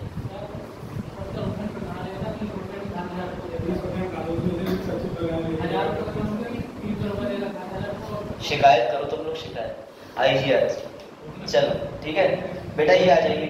चलो कोई बात नहीं, याद रखिएगा इसके तहत याद रखिएगा केंद्र सरकार ने 2010 से 11 में कितने रुपए आवंटित करे थे? 40,100 करोड़ वित्तीय वर्ष। इस वर्ष कितने करे इस चीज को चेक करिएगा, लिख लीजिएगा। और मनरेगा योजना के तहत कितने घंटे काम लिया जाता है एक मजदूर से? मैक्सिमम 9 घंटे, लेकिन ये 9 घंटे जो है उसको कम करके 8 घंटे कर दिया ह्यूमैनिटेरियन ग्राउंड को चलते हुए। खैर अब आ जाओ, चलो ये तो आसान। 30 मार्च को राजस्थान स्थापना दिवस मनाया जाता है, तो भैया ये लोग इस बार कौन सा था? 75, ठीक है। दूसरा पॉइंट लिख लीजिए, आपको पता होना चाहिए राजस्थान का प्राचीन नाम 1800 शताब्दी के आसपास में राजपूताना था। तो बदल के किसने लिखा? ये नाम लिख लीजिए अंग्रेज का, जिसने राजस्थान का नाम राजपूताना से हटा करके राजस्थान लिख दिया। बेटा उसका नाम था कर्नल जेम्स टार्ट। ये ध्यान रखिएगा, राजपूताना नाम था इसका 1800 शताब्दी के आसपास, इसका नाम राजस्थान लिख दिया। किसने लिखा? कर्नल जेम्स टार्ट। और अभी वर्तमान में राजस्थान के राज्यपाल कौन है? कलराज मिश्र। और मुख्यमंत्री कौन है? भजनलाल शर्मा। राजस्थान क्षेत्रफल के दृष्टिकोण से भारत में सबसे बड़ा राज्य है। दूसरा सबसे बड़ा राज्य कौन सा है? Very good. उत्तर प्रदेश आबादी के मामले में सबसे बड़ा राज्य। हाँ वैसे चौथा है। सबसे ज्यादा वन किस राज्य के पास है? कितने प्रतिशत वन है? लक्ष्य कितना है हमारा प्रतिशत वन का? 33% का लक्ष्य है। 33% कागजों में एमपी ने पूरे कर भी लिए होंगे, कोई पता नहीं। जबकि सबसे ज्यादा प्रतिशत के मामले में देहरादून भी रहा था। अब आंध्र प्रदेश की इस बार की बनवारी जो रिपोर्ट आई है ना, उसमें कई आंकड़े जो है पॉजिटिव। हाँ नहीं करें बनवारी, बजट भी कराना चाहिए। जैसे बात कर, बिना बजट के कैसे काम चलेगा? कुछ लोगों ने बजट मना करा। चलो भाई ठीक है। अब देखिए सवाल एक बार बड़ा इंपॉर्टेंट है, राजस्थान अंतरराष्ट्रीय सीमा किस देश के साथ लगती है? तो बेटा याद रखिएगा, राजस्थान की सीमा जो अंतरराष्ट्रीय टच करती है वो पाकिस्तान से करती है 1070 किलोमीटर। कितने राज्यों से इसकी सीमा लगती है? तो इसकी सीमा जो भैया लगती है, बताओ कितने राज्यों से? कितने? 7 राज्यों से लगती है। पंजाब, हरियाणा, मध्य प्रदेश, गुजरात, उत्तर प्रदेश, 1 2 3 4 5 राज्यों से राजस्थान की सीमा लगती है। ये बात ध्यान रखिएगा, भूलिएगा मत।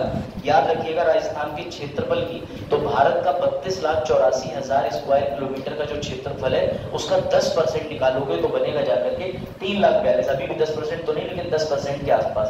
तो याद रखिएगा पूरे भारत का 10.4% क्षेत्रफल अकेले राजस्थान के पास।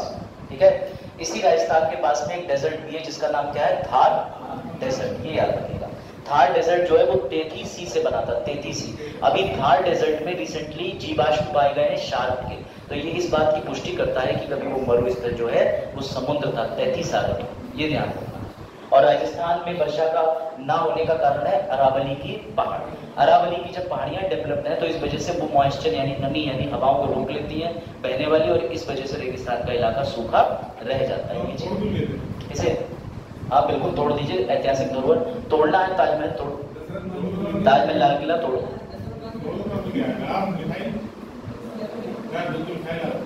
2-3 मिसाइल तोड़ देंगे। चलो भाई अगला बताओ। ये 2-3 मिसाइल से तोड़ देंगे, तुम्हारी जैसी सोच है। मुझे कभी कभी शक होता है अपना तो आईडी कार्ड दिखाना, सिटीजन से बैठ भी खाना तो मैं कब से लाया हूँ। भारतीय टीवी, बेटा ये टीवी को नहीं जो तुम्हारे घर में जेल ब्लेड का डिब्बा रखा है, टीवी टेलीविजन नहीं। ये ट्यूबरकुलोसिस नामक बीमारी की बात हो रही है जिसमें आजकल पता नहीं चल पाता, कब आपकी बदल जाती है और देहांत हो जाता है। हाँ यही देखो, खांसी के प्रकार से डॉक्टर पता लगाता है। तो बेटा समझिएगा इसमें क्या क्या आंकड़े आए हैं, बताओ इसका उत्तर। डेटा 2023 का है, प्रकाशित किया गया है वर्ष 2024 में। ये ध्यान रखना, 22 का डेटा कब प्रस्तुत किया गया था? 23 में। 23 का डेटा 24 में। याद रखिएगा जारी कौन करता है? केंद्रीय यानी यूनियन हेल्थ मिनिस्ट्री। ठीक है। अभी कितने पेशेंट निकल के आए हैं? 27.8। लेकिन मृत्यु दर 3.2 लाख का मतलब जितनी 2022 में थी, जो रिपोर्ट 23 में आई उतनी 2023 में जिसकी रिपोर्ट 24 में आई, यानी ये बराबर है, मरे 3.2 लाख है। ये डेटा लिया कैसे जाता है? तो गवर्नमेंट हॉस्पिटल या प्राइवेट हॉस्पिटल में जब व्यक्ति इलाज कराने जाता है तो वो अपनी सारी डिटेल भरता है, उस डिटेल को रिकॉर्ड करके अब सिस्टम पे चढ़ाना होता है। इसलिए आप लोगों से कहा गया कि अपना आभा कार्ड बनवा लें, ABHA। हाँ आभा कार्ड। हाँ बेसिक डॉक्टर तो इसका इलाज करते भी नहीं, इसके लिए विशेष पीलीभीत के अंदर भी आप जाएंगे, जिला अस्पताल के बगल में टीबी का अलग से एक हॉस्पिटल या केंद्र बना हुआ है। हाँ पैसा भी मिलता है महीने, लेकिन बेटा टीबी लाइलाज नहीं है, टीबी का इलाज संभव है। खैर इस पे आ जाइए। ठीक है। 2023 के अंदर कितने लोग मिले थे? 25.5। ये 2023 का मतलब ये 2022 में थे। इस साल कितने डेटा मिला है? तो 27.4 लाख का। सबसे ज्यादा कहां से मरीज मिले हैं? निजी अस्पताल से। कितने प्रतिशत तक मिले हैं? 33%। इस समय वर्तमान में केंद्रीय, ठीक है, यूनियन हेल्थ मिनिस्टर, स्वास्थ्य मंत्री कौन है? डॉक्टर मनसुख मंडाविया। ये ध्यान रखिए, ये डेटा ऐसे बना लो। 2022 के बगल में 2023 के बगल में 22 का डेटा ऐसे लिख लेना, मैं लिख दे रहा हूं।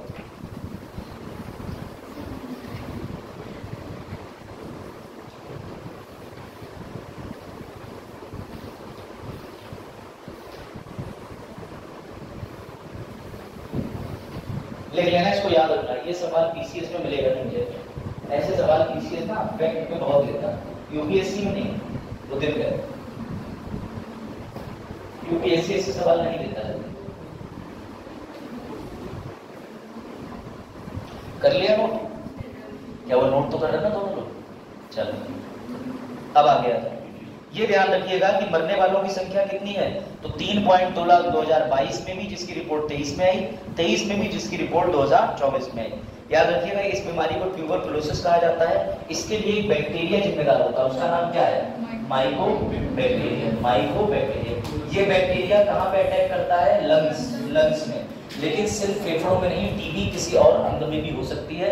अक्सर टीबी के रोगी के अंदर टीबी के सिम्टम पता नहीं चल पाते हैं, इस बीच में बीमारी जकड़ लेती है इंसान को। इसलिए ये बीमारी जो है अगर लंबे समय तक चल गई तो फिर बचाना मुश्किल हो जाता है। अगर शुरू में स्टार्टिंग में पता लगा ले कोई तो भैया इलाज है, वरना फिर इलाज हो जाती है।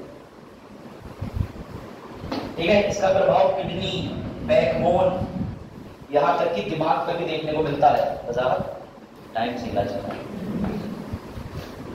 ठीक है, ये लिख लिया। चलो आगे बढ़ते हैं। हमारे भारत में टीबी को जड़ से खत्म करने का लक्ष्य कब तक रखा है? 2025 तक। 2022 में प्रधानमंत्री जी ने टीबी मुक्त भारत अभियान लॉन्च किया था। ये दो चीजें क्वेश्चन के साथ में दे देगा स्टैटिक, तो कहोगे 2022 का करंट पूछ रहा था। नहीं, 2022 की योजना कैसी गई, सफल हुई नहीं हुई, वो तुम्हें थोड़ा बहुत पता है, ये जानना चाहता है बेटा। इसमें सांस और खांसी की समस्या होती है। विश्व टीबी दिवस मनाया जाता है 24 मार्च। ये बॉक्स बहुत इंपॉर्टेंट है, इसको नोट कर लेना। और प्रधानमंत्री जी के टीबी मुक्त अभियान की वजह से मृत्यु दर वहीं का वहीं रुका रहा, और जो संख्या है वो तो बढ़ी है, क्योंकि 25 लाख के मुकाबले 27.4 लाख संख्या हो गई। तो टीबी के मरीज तो बढ़ रहे हैं लेकिन मृत्यु दर कम है। इसका मतलब मोदी जी की योजना कहीं ना कहीं ठीक काम कर रही है।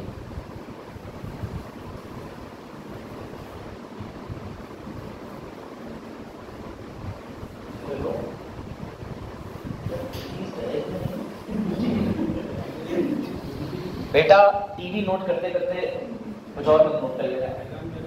फैजान ने टीवी के बगल में लिख लिया सोनी,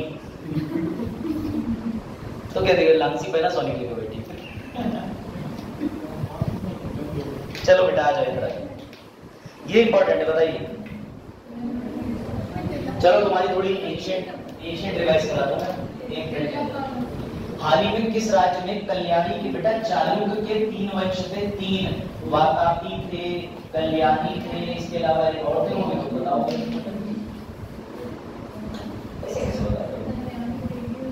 सब ने जरूर पढ़ाए होंगे, मैं भी दिखाऊंगा कौन कौन से थे। मेरा सवाल आपसे यह है कि कल्याणी के चालुक्य, कल्याणी जगह का नाम और वहां का राजवंश चालुक्य, उसके कौन से इंस्क्रिप्शन यानी शिलालेख कन्नड़ भाषा में लिखे हुए पाए गए हैं, कहां पर? वेरी गुड, जो भी तेलंगाना उत्तर दे रहे हैं वो बिल्कुल उचित दे रहे हैं। जरा समझ लो जो मैं पढ़ाना चाह रहा हूँ, ऐसे तो तुम समझोगे नहीं, इसे समझ लो। कल्याणी के अंदर एक सम्राट थे जो चालुक्य डायनेस्टी के थे, उनका नाम समझिएगा, भूलना मत, क्योंकि नाम ही ऐसा है, भूलो कमल्ला, सोमेश्वर 3, और इनके पुत्र थे बेटा तैलक 3। याद रखिएगा, इन्होंने अपने जो क्या कहते हैं यहाँ लिखा हुआ मिनिस्टर, शुल्क अधिकारी, टैक्स मिनिस्टर के माध्यम से लिखवाए थे। अब समझ लो, इसके पीछे थोड़ा सा बैकग्राउंड में आ जाओ। ये दक्षिण भारत है, दक्षिण भारत के नीचे इस प्रांत के अंदर केरला, तमिलनाडु, आंध्र प्रदेश, ये प्रांत के अंदर बेटा 3 तरीके के वंश रहते थे, जिनका ओरिजिन एक ही वंश से हुआ था, लेकिन 3 डिवाइड हो गए थे। जैसे एक पिता के 3 बच्चे, तो क्या होता है कि जब टेरिटरी एक्सपेंड करते हैं तो एक बेटा उधर निकल गया, एक इधर निकल गया, एक इधर निकल गया, वही चीज हुई, समझिएगा।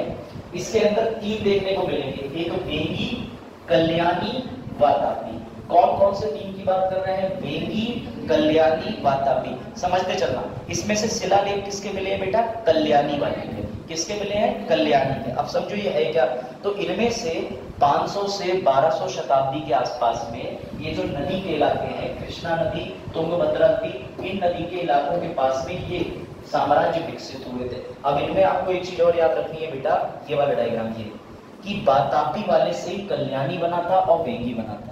मेरी बात फिर से समझना, दक्षिण भारत के अंदर चालुक्य वंश के 3 शासक पाए गए। ये तीनों शासक में बाकी के 2 किसके पुत्र हैं बेटा? सबसे पहले वातापी चचा पहुंचे, बूढ़े हो गए, ये वातापी पहुंचे। वातापी के बाद में इनका एक बेटा कल्याणी, एक बेटा वेंगी, लेकिन इन्होंने एक ने दूसरी कृष्णा नदी पे बना लिया, एक ने तुंगभद्रा नदी पे बना लिया। तो ये तीनों एक ही चालुक्य डायनेस्टी के थे, थे, लेकिन इसमें से वातापी के बेटे कल्याणी ने अपने बेटे के जो मंत्री थे शुल्क वाले, उनके द्वारा लिखा हुआ एक कहीं कागज था, इंस्क्रिप्शन शिलालेख था, वो बरामद हुआ। ये कहना चाह रहा। तो तुम्हारे दिमाग में एक छोटी चीज याद रखना बेटा कि चालुक्य डायनेस्टी के 3 इंपॉर्टेंट थे। कौन कौन से? वातापी, वेदी, कल्याणी। कल्याणी और वेदी का जन्म कहां से हुआ था? वातापी। सबसे बुजुर्ग कौन था? वातापी था। अब यूपी पीसीएस में सवाल क्या बनते हैं तो जरा ये भी देख लो। यूपी पीसीएस में बेटा सवाल ये बनेगा, ध्यान देना, कि किस जगह पे पाया गया। मान लो ये महाराष्ट्र के रीजन में है, तो ये वाले दो ऐसे याद रखना कि एक महाराष्ट्र के नॉर्थ में है, उत्तर में, एक महाराष्ट्र के दक्षिण में है। सवाल ये बन चुका है पीसीएस में कि महाराष्ट्र क्षेत्र में, वर्तमान जो महाराष्ट्र है उसके अगर उत्तर की बात करें तो वहां पर कौन सा वंश पाया जाता था? कल्याणी। दक्षिण में कौन सा वंश पाया जाता था? तो वातापी। और ये जो क्षेत्र आप देख रहे हैं बंगाल की खाड़ी के आसपास का, ये आंध्र प्रदेश का जो क्षेत्र है, यहाँ पे कौन से पाए जाते थे? वेदी। नदी के स्थान पर पूछ लेते कि कृष्णा नदी के आसपास चालुक्य डायनेस्टी का कौन सा पाया जाता था? बेतापी पाया जाता था, वेदी पाया जाता था, या कल्याणी पाया जाता था। ठीक है, इसको एक बार देख लीजिए।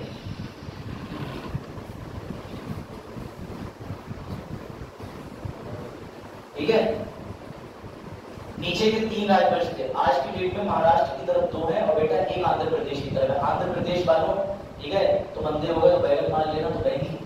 ठीक है, और बेटा महाराष्ट्र के दक्षिण में वातापी लोग हैं, और अगर बात करें महाराष्ट्र के उत्तर में तो कौन से लोग हैं? कल्याणी।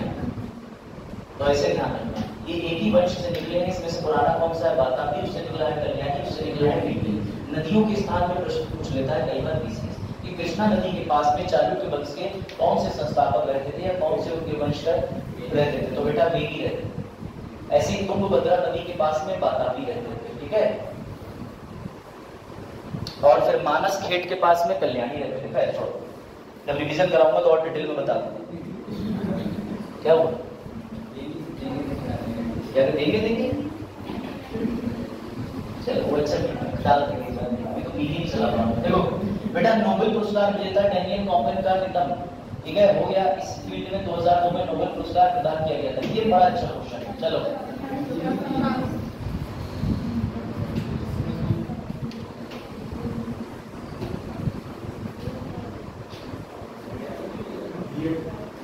हाँ, मजा आएगा। क्या ये संभव है? अरे बड़ा अच्छा प्रश्न है, इसमें तुम्हें इंटरेस्ट आएगा और तुम जानोगे कि अच्छा ऐसा भी होता है। अगर आलोक ने बीएड कर रखा है, मिल सकता है? कैसे? बेटा ये जो आदमी है जिसके निधन को हम सब सेलिब्रेट कर रहे हैं, ये छोटा मोटा आदमी नहीं है। जो डैनियल भाई साहब थे, ये खुद साइकोलॉजी की पढ़ाई करके आए थे, पर नोबेल प्राइज जीत के ले गए अर्थशास्त्र में। ये चौंकाने वाली बात है। तो तुम्हें जानना पड़ेगा इनके रिसर्च का सब्जेक्ट। बेटा ये अर्थशास्त्र से कहीं तक कोई डिग्री नहीं करी इन्होंने, तब भी अर्थशास्त्र में इन्हें कैसे मिल गया? तो देखते हैं इनकी कहानी। तो भैया हुआ ये कि एक तो ये 90 साल के होके मरे हैं, तो कोई टेंशन की बात नहीं है, सब कुछ देख के मरे। ठीक है, जल्दी मर गए हो तो बात ही है। ये रहते थे भैया पालेस्तीन। पालेस्तीन का मतलब ये कि जब 1954 के अंदर पालेस्तीन और इजराइल अलग हो गए। आपने अब्राहम संधि पढ़ी है 33 की? नहीं पढ़ी, मैं बताता हूँ बेटा। पालेस्तीन इजराइल से अलग हुआ। पहले इजराइल नन्हा सा था, इजराइल बहुत एक्सपेंड कर रहा है, इसी वजह से कलेश फैला हुआ है, ये ध्यान रखना। उसने हमास के आसपास के एरिया सब पे अपना कब्जा कर लिया। पहले नन्हा सा था, फैल गया, समझिएगा। इस व्यक्ति का जन्म पालेस्तीन में हुआ। इजराइल पालेस्तीन अलग अलग हो गए। ये अमेरिका चले गए। अमेरिका से जाके इन्होंने साइकोलॉजी की पढ़ाई की। साइकोलॉजी में इन्होंने जिस चीज का अध्ययन करा वो ये था कि इंसानी दिमाग कैसे सोचता है, क्या उसके सोचने के पीछे उसकी कोई प्रतिक्रिया रहती है। अगर आप एक दुकान पर टीवी लेने भी जाएंगे तो उसके पीछे आपका एक्सपीरियंस है, आपकी सोचने की क्षमता काम करती है। अब इन्हें ये बात पता नहीं थी बेटा, ये तो साइकोलॉजिस्ट थे, लेकिन ये जो विचारधारा है ये इकोनॉमिक्स के अंदर एक विषय में अलग से रखी जाती है कि जहाँ कंज्यूमर के दिमाग को समझा जाता है कि प्रोडक्ट के लिए वो कितना उत्सुक है और उसके पीछे क्या वजह है। तो इन्हें ये बात नहीं पता थी, लेकिन ये बात नोबेल प्राइज देने वालों को पता थी और उन्होंने इन्हें नोबेल प्राइज दिया था किस क्षेत्र में? अर्थशास्त्र के क्षेत्र, जबकि इन्होंने कभी भी कोई अर्थशास्त्र के अंदर डिग्री नहीं ली थी। ये बात है। तो इसलिए डैनियल भाई साहब कमाल के थे इस कंसेप्ट के लिए। आप ये नहीं कह सकते कि मैं बीएड करके फुटबॉल में ले आऊं, मिलेगा आपको रेलिवेंट, इनका तो तुक्का फिट बैठ गया। तो आपके संबंधित क्षेत्र में ही कोच रहे, ये नहीं कि आप कॉमर्स के स्टूडेंट हैं और आप साइंटिस्ट क्या करें, ये पीछे को 2 केमिकल में मिलाऊं। बेटा वो खोज नहीं होगी, फिर तुम्हारी खोज लश्कर-ए-तैयबा करेगा। एक काम का आदमी है। और वैसे भी IAS में जाने की न्यूनतम शैक्षिक अर्हता में बीटेक आता है, ऐसा इंटरनेट पे जानकारी उपलब्ध है, मैं गया नहीं। सर्च करने पे भी एक मिथ है कि अगर तुम सर्च करोगे तो तुम्हारा IP एड्रेस ट्रैक हो जाएगा, ये हो जाएगा। बेटा ये डिपेंड करता है। अब मान लो मैं आतंकवाद के ऊपर पूरा प्रोजेक्ट बना रहा हूँ स्कूल की तरफ से, तो मैं तो IAS के लश्कर-ए-तैयबा की परी हुई फोटो भी देखूंगा, तो क्या करेंगे वो लोग? तो ये सब मिथ है। हाँ, लेकिन अगर आप कोई एक्टिविटी में लिप्त होते हो तो पता लगा लेते हैं, इतने ट्रैकर्स हैं हमारे पास। चलो अब इसका उत्तर दीजिए। हाँ, मिस्र में पहली बात तो ये आयोजन कहाँ हुई बेटा? आप कमाल की बात सुनो, ऐसा बड़ा कम देखने को मिलता है कि जिस देश में आयोजन हो उसी देश के व्यक्ति को ड्यूटी ला दिया जाए या हरा दिया। तो भारत के विनय कुमार जी ने अद्भुत काम कर दिया, ये आपने गोल्ड मेडलिस्ट बन गए, 59 किलोग्राम की कैटेगरी में बन गए बेटा। और ये इनका नाम याद रखिएगा, रहने वाले ये उत्तर प्रदेश के हैं। कहाँ के रहने वाले हैं? Very good. एक बात और याद रखिएगा कि मिस्र के जो व्यक्ति सेकंड आए उनका नाम है अहमद अब्देल का, ये भी याद रखिएगा। पैरालंपिक्स का मतलब ये होता है जो डिसेबल्ड लोगों के लिए करा जाता है, जिन्हें दिव्यांग कहते हैं, ठीक है, ये याद रखिएगा। चलो इसके बारे में बताओ।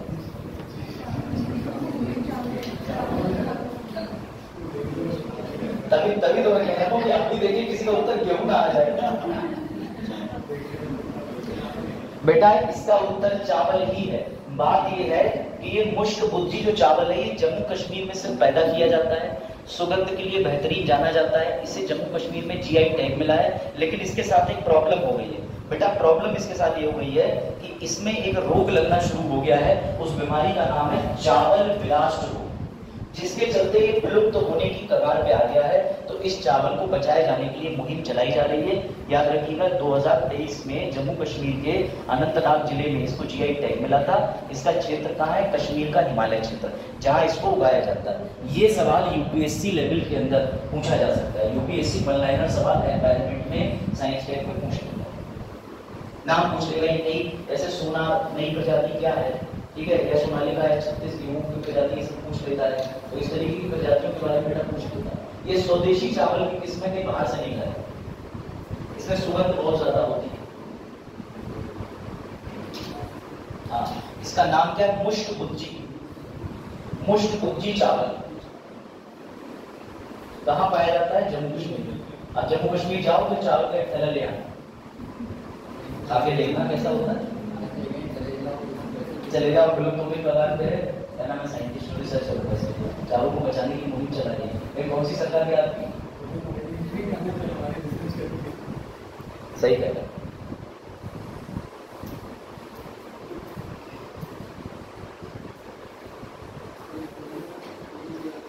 इसे नोट कर ले फिर आगे बढ़ते हैं, ठीक है। चावल की प्रजाति है बेटा, चावल। सबसे पहले चावल के साक्ष्य कहाँ पाए गए थे प्राचीन भारत में? गोल्डी देवा, लाहौर देवा, ठीक है। लाहौर देवा कहाँ है? उत्तर प्रदेश के संतकबीर जिले के अंदर, ठीक है। सबसे पहले क्या बनाया गया? जौ, अनाज या चावल? जौ। और बेटा अगर चावल की बात करें तो याद रखिएगा मिस्र के लोग भी चावल खाने के बड़े शौकीन थे। 60,000 से 8,000 ईसा पूर्व लोग भी चावल नहीं खाते। अब हुआ ये कि उत्तर प्रदेश के दो साइडों में निकला है, एक लाहौर देवा और एक आपका एक और साइड निकल है गोल्डी वाला। तो ये विवाद हो गया कि दोनों में से किसको माना जाए। तो लाहौर देवा को ज्यादा प्राचीन माना गया है, जहाँ पर चावल के साक्ष्य प्राप्त हुए। और इलाहाबाद के रीजन के आसपास में निकला, तो इलाहाबाद के लोग चावल आज भी ज्यादा खाते हैं। लेकिन फिर सवाल ये, पश्चिम बंगाल के लोग भी चावल ज्यादा खाते हैं, बिहारी, इसके लिए मॉनसून नहीं होता, ज्यादा पानी ज्यादा चावल। चलिए भाई इसका उत्तर दीजिए। जो मैंने भी आपसे बोला था कि चुनाव आयोग ने एक ऐप लॉन्च करी है जिसपे आप शिकायत भी कर सकते हैं बेटा, इसका नाम है सी विजिल ऐप। कैसी है दिखने में? तो लो भैया इस ऐप के बारे में देख लो, ये ऐसी, ठीक है। आप ज्यादा करीब से एक्सपीरियंस करना है तो इसको आप डाउनलोड कर सकते हैं अपने मोबाइल में, ठीक है, अपने में ही करना। चलिए हाँ, नहीं उसके खिलाफ कोई एक्शन नहीं लिया जाएगा क्योंकि इलेक्शन कमीशन की कार्रवाई इस वक्त होती है, बस आप दिखेंगे नहीं 2 दिन के बाद। समझे? आपके प्रश्न के जवाब दे दिया क्या जी? हाँ, from a car shed to the corner room and your, यानी एक कार के गैराज से भैया ये कोई हॉलीवुड पिक्चर की स्क्रिप्ट नहीं है और वो वेबसाइटों के नाम भी नहीं है टाइटल की जो वेबसाइटों पे तो क्या है। इधर आ जाओ to the corner room and beyond. बेटा ये किसके द्वारा लिखी गई है? ये लिखी गई है वैसे कलेक्टर के द्वारा जो महानिदेशक भी रह चुके हैं बैंकों के और साथ में एक कार्यकारी सदस्य भी रह चुके हैं किसके? सेबी के, security exchange board of India के। तो इनका नाम क्या है बताओ? क्या नाम है? एस रमन। ये लो भैया ये रहे एस रमन। लो मैंने इनकी किताब भी लगा दी वरना तुम कहते सर ऐसी फर्जी नाम लिखना है। इन्होंने ये बताया है कि मैं बेटा ये बहुप्रचलित नाम है, बहुप्रचलित नाम, लेकिन समस्या ये है कि ऐसे लोग अपना काम तो करते हैं लेकिन दुनिया के सामने नहीं आ पाते। ये केनरा बैंक के रिटायर्ड अध्यक्ष हैं और सेबी के अंदर प्रबंधक यानी कि डायरेक्टर आप कह सकते हो जनरल रहमान। ठीक है, तो बेटा याद रखना इन्होंने जो भी सारी चीजें अपने एक्सपीरियंस दिखाई कि मैं कैसे एक गाड़ी के गैराज से लेकर के इतने बड़े सेबी के कार्यालय तक पहुंचा। इन्होंने अपनी पूरी लाइफ की जर्नी लिखी। ये पुस्तक तुम्हें देखने को जरूर मिलेगी, चाहे बेट एग्जाम हो, चाहे पीसीएस एग्जाम हो, चाहे सीडीएस एग्जाम। नहीं पूरी बुक नहीं लिखते। पूरी बुक लिखने मतलब होता है अपनी जर्नी को ऑडियो के माध्यम से डिस्क्राइब करते हैं। फिर ये पब्लिशर जो हाउस है ना वो उस बुक को लिखता है। मैंने ऐसे लोग भी देखे जिनको अक्षर लिखना नहीं आता लेकिन जिनकी बुक रिलीज हो जाती है तो मैंने पता लगा एक पेंगुइन बुक प्रकाशन वो ऐसा करता है। आज की डेट में आप अपनी डॉक्यूमेंट्री लिखवाना चाहो चीनी तो प्रकाशन को अपनी पूरी कहानी सुनाओ, स्क्रिप्ट बताओ, अगर उन्हें इंटरेस्टिंग लिखी तभी वो छापते हुए तैयार हो। हाँ डाटा हाउस वाला व्यक्ति का तो वो लगाना बहुत बड़ी बात है। कोई छपरा हुई बढ़िया कोई वहाँ हाँ जबरदस्त है उसने, उसे पुरस्कार भी मिला, साहित्य से सम्मानित किया गया। दूसरी पुस्तक भी उसकी बड़ा अच्छा है। तुमसे ये मौका ना शुक्रिया बहुत बढ़िया गाना बहुत सही चीज फॉलो कर रहे हो तो उसे अच्छा लगा, काफी अच्छा लगा। मैंने उसकी पुस्तक आज तक नहीं पढ़ी लेकिन मैंने उसकी पुस्तक की शॉर्ट ब्रीफिंग सुनी है यूट्यूब पर। ऐसे यूट्यूब पे जितनी पिक्चर होती है उनकी 15 मिनट 10 मिनट में कहानी सुनाते हैं ना, मैं वो सुन लेता हूँ। कुछ पिक्चर अगर देखता हूँ उसे तो जरूरी है सभी के। अरे वेब सीरीज इतनी बढ़िया आ रही है, अभी आई थी हाल ही में वेब सीरीज असुर नहीं देखी तुम लोगों ने? ठीक है चलो अब लो इसका बता दो। लुइस मॉन्टेग्रियो को किस देश का प्रधानमंत्री नियुक्त किया गया है? बहुत बढ़िया बेटा, जो हमारे देश पर सबसे पहले आए थे वास्को डी गामा कौन से देश से आया था? बस बात ही खत्म। तो भैया इनको मत बोलना। पुर्तगाली जो है भैया ये पश्चिमी यूरोपीय देश में आता है, याद रखिएगा। थोड़ा सा इनके बारे में चीजों को देख लीजिए, ठीक है? दिसंबर की ओर बढ़ते हैं बेटा। ये पुर्तगाल के अंदर जो है प्रेसिडेंशियल सिस्टम चलता है, करेंसी चलती है यूरो। वहां के राष्ट्रपति का नाम जो है वो ये है मार्सेलो रेबेलो डी सूसा। ठीक है, ये क्या बने हैं देश के प्रधानमंत्री। इनका नाम क्या है? लुइस। ठीक है बेटा, याद रखिएगा इनकी सरकार के साथ हो गई प्रॉब्लम। इन्होंने सरकार बना ली, अब जिसके साथ तालमेल करके सरकार बनाई है उस वर्ग ने कर दिया मना कि हम भैया ले रहे हैं अपनी सारी की सारी मेजोरिटी को वापस। अब इनके सामने टिक टिक घड़ी चल रही है कि भैया अगर तुम फ्लोर ऑफ द हाउस के अंदर मेजोरिटी प्रूव नहीं कर पाए तो तुम वापस घर चले जाओ। इसे कहते हैं तो लुइस प्रधानमंत्री बनती है, प्रधानमंत्री नहीं। समझे बात को?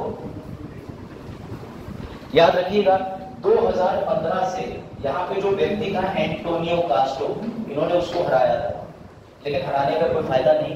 अब ये जीत की भी हार नहीं। अब देखते हैं ये हार के जीतने वाले बाजीगर बन पाते हैं। चलो बेटा याद रखिएगा पुर्तगाल की सीमा अंतरराष्ट्रीय स्तर पर किससे लगती है? सिर्फ स्पेन से। याद रखिएगा जब भी ऐसे देश चर्चा में होते हैं, सागर की बात करें तो अटलांटिक महासागर बिल्कुल ही किसके पास है? पुर्तगाल के पास। चलो अब यहां तक बताओ, पूछो। सेकंड गलत, पहला वाला ठीक है बेटा। याद रखिएगा 1951 में जब हमारे यहाँ पर प्रधानमंत्री जवाहरलाल नेहरू जी ने किसानों की जमीन हड़पने के लिए संशोधन करा पहला, उसके साथ ही 9वीं अनुसूची बनाई गई। 9वीं अनुसूची में उस समय तक किसी भी तरीके से न्यायिक समीक्षा नहीं होती थी, लेकिन 1980 के अंदर मिनेर्वा बिल का जजमेंट आया जिसमें वर्तमान chief justice of India D Y Chandrachud के पापा वाई चंद्रचूड़ थे। उन्होंने कहा जुडिशियल रिव्यू इज एवरीवेयर, दुनिया के हर क्षेत्र में, दुनिया के हर कोने में, भारत के अंदर भी है, भारत के बाहर भी तुम कुछ कराओगे और भारतीय हो तो भी है। तो इस वजह से न्यायिक समीक्षा शेड्यूल 9 पे लागू हो सकती। उसमें क्या लिखा है कि नहीं हो सकती तो वो गलत हो गया, इसलिए उसका उत्तर क्या होगा? सिर्फ पहला। अब उसमें अब डेली अलग अलग विषयों के क्वेश्चन और एमसीक्यू बना करके मैं डालता रहूँ, खूब लगाओ एमसीक्यू, क्योंकि पॉलिटी तो हो ही गई ना, अब तो खूब एमसीक्यू लगाओ जितना लगा सकते हो। चलो भाई मंथली मैगजीन में आ जाता है। लास्ट टाइम हम इसी वाले प्रश्न का देना, चलो शुरू से कर लेते हैं एक बार। 3-4 प्रश्न हुए थे, उत्तर देते चलिएगा। बताओ इसका उत्तर। चंडीगढ़ में क्या? अच्छा, इसका सेंटर का एक नाम था CENCOP, यानी सेंट्रल। उसके बाद मैंने आपको पूरा बताया था बेटा, ये रहा सेंटर फॉर साइबर ऑपरेशन। मत भूलना, MCQ बन जाएगा CENCOP। क्या है बेटा? ये कौन से मंत्रालय के आता है तो समझिएगा। मैंने आपको बताया, चाहे आंतरिक सुरक्षा हो देश की, चाहे बाह्य सुरक्षा हो, सुरक्षा का दायित्व किसके कंधों पे आता है? गृह मंत्रालय। और गृह मंत्रालय के कमजोर मंत्री कौन है? बेटा इसका उद्घाटन किस राज्य में, किस केंद्र शासित प्रदेश में हुआ है? चंडीगढ़। लागत कितनी आई है? 90 करोड़ के आसपास। एक्चुअल 88 करोड़ है, लेकिन प्रश्न में 90 करोड़ मिलेगा। काम क्या क्या है? चेहरे की पहचान करना, फिंगरप्रिंट रखना, किसी अपराधी का सारा डेटा रखना, आधार कार्ड से लेके सारी डिटेल रखना। बेटा इसके लिए गवर्नमेंट ने पहली बार चंडीगढ़ के अंदर खोल दी है central cyber operating security lab, सेंकॉप। इसमें सवाल आएगा, ये साइंस एंड टेक को छुड़ा है सीधे सीधे। सर, 2 स्टेडियल राजधानी चंडीगढ़ है। हाँ, तो विवाद नहीं होता क्या? इस पे चंडीगढ़ 2 स्टेडियल राजधानी है। वो तो छोड़ दीजिए, अकेला एक हाई कोर्ट है। किसका? पंजाब एंड हरियाणा का। पंजाब भी देख रहा है, हरियाणा भी देख रहा है, चंडीगढ़ भी देख रहा है। अब बताओ विवाद होता है क्या? नहीं होता, क्योंकि बेटा राज्यों के अंदर एक से ज्यादा राज्यपाल, एक हाई कोर्ट दूसरे हाई कोर्ट का काम देख सकता है, एक केंद्र शासित प्रदेश दूसरे का कर सकता है। ऐसा 7वां संविधान 1956 के माध्यम से संविधान में दर्ज करा गया। अब आई बात समझ में? और जब संविधान का संशोधन अलाउ कर रहा है तो तुम और हम कौन होते हैं रोकने? तुम तो रोक सकते, ठीक है। भारत में जो डिजिटल क्रांति आई है, याद रखिए वो 2014 के बाद ही आई। अंकुरीकरण कहते हैं इसको, डिजिटलाइजेशन को हिंदी में अंकुरीकरण कहते हैं। दूसरी बात ये, डिजिटलाइजेशन का इंडिया में इस समय क्या चल रहा है लेवल, तो तुम कह सकते हो कि भारत AI पे बहुत ज्यादा फंडिंग कर रहा है। 7,000 करोड़ का इन्वेस्टमेंट कर दिया है और हम सुपर कंप्यूटर बना रहे हैं ऐरावत। समझ गए? ये ध्यान रखो। चलो ये भी बता चुका हूं। कौन सा कौन कह रहा है सिर्फ नहीं? बेटा इसका उत्तर है A। महाराज छत्रपति जी की अगर बात करें तो इन्हें नौसेना के मामलों में और आर्मी के मामलों में नंबर 1 माना जाता था। अगर आज की डेट में इनके जैसे व्यक्तित्व का कोई व्यक्ति होता तो टॉप कमांडर इन चीफ होता, ठीक है, क्योंकि ये युद्ध कलाओं में इन्हें सभी तरीके के कौशल प्राप्त थे। अब सबसे इंपॉर्टेंट बात बेटा ये समझिएगा, ये राजकोट का जो किला है वो समर्पित है किसी को, तो ये महाराष्ट्र के सिंधुदुर्ग स्थित राजकोट जिले में है, ठीक है। अब यहाँ पर किसने अनावरण करा है, यानी कि लॉन्चिंग किसने कर दी? तो भैया प्रधानमंत्री जी ने। साथ ही उस दिन नौसेना दिवस भी था, जो कब मनाया जाता है? 4 दिसंबर को। तो बेटा इस किले को बनवाया था गौरी बादशाह के शासनकाल में, और इसका यही कह सकते हैं कि पुराना इतिहास है। इस जगह पे था, इनको लॉन्चिंग करनी थी, उन्होंने कर दिया। खैर याद रखिएगा, यहाँ पर एक प्रतिमा भी इस किले के अंदर क्या कहते हैं अनवील करी गई है। उस प्रतिमा का जो श्रेय है वो इन्हीं को जाता है, छत्रपति शिवाजी महाराज जी को। मेन चीज यही थी कि राजकोट जिले के अंदर इस प्रतिमा का अनावरण करना। चलो एक हो गया था। अब ये बताइए,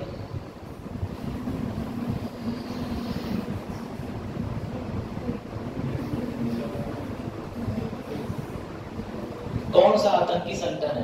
बेटा तहरीक-ए-हुर्रियत है, इस्लाम है, मजलिस है, तहरीक-ए-इस्लाम है, या फिर इंडियन एक मूवमेंट है?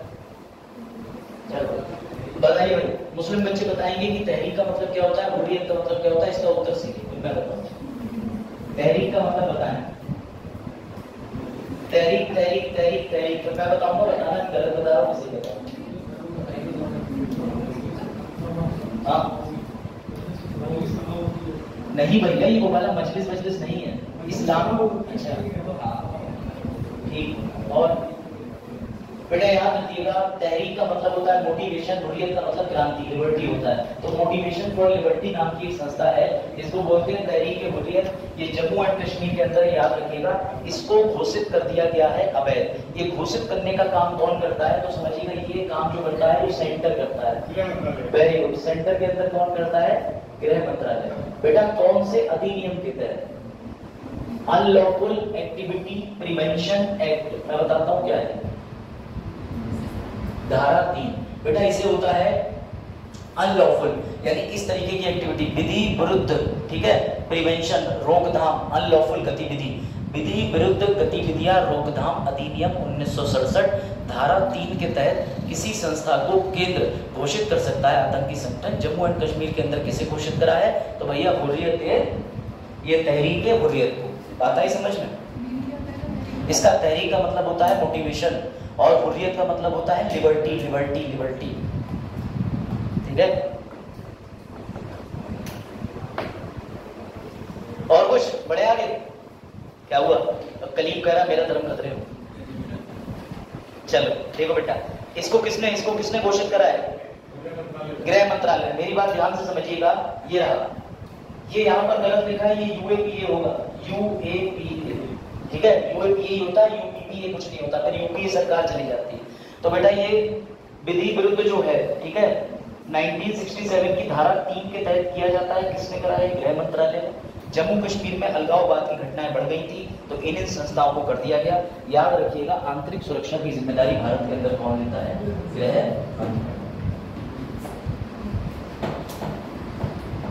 गृह मंत्रालय के अंदर कितने विभाग काम करते हैं आप बताओ?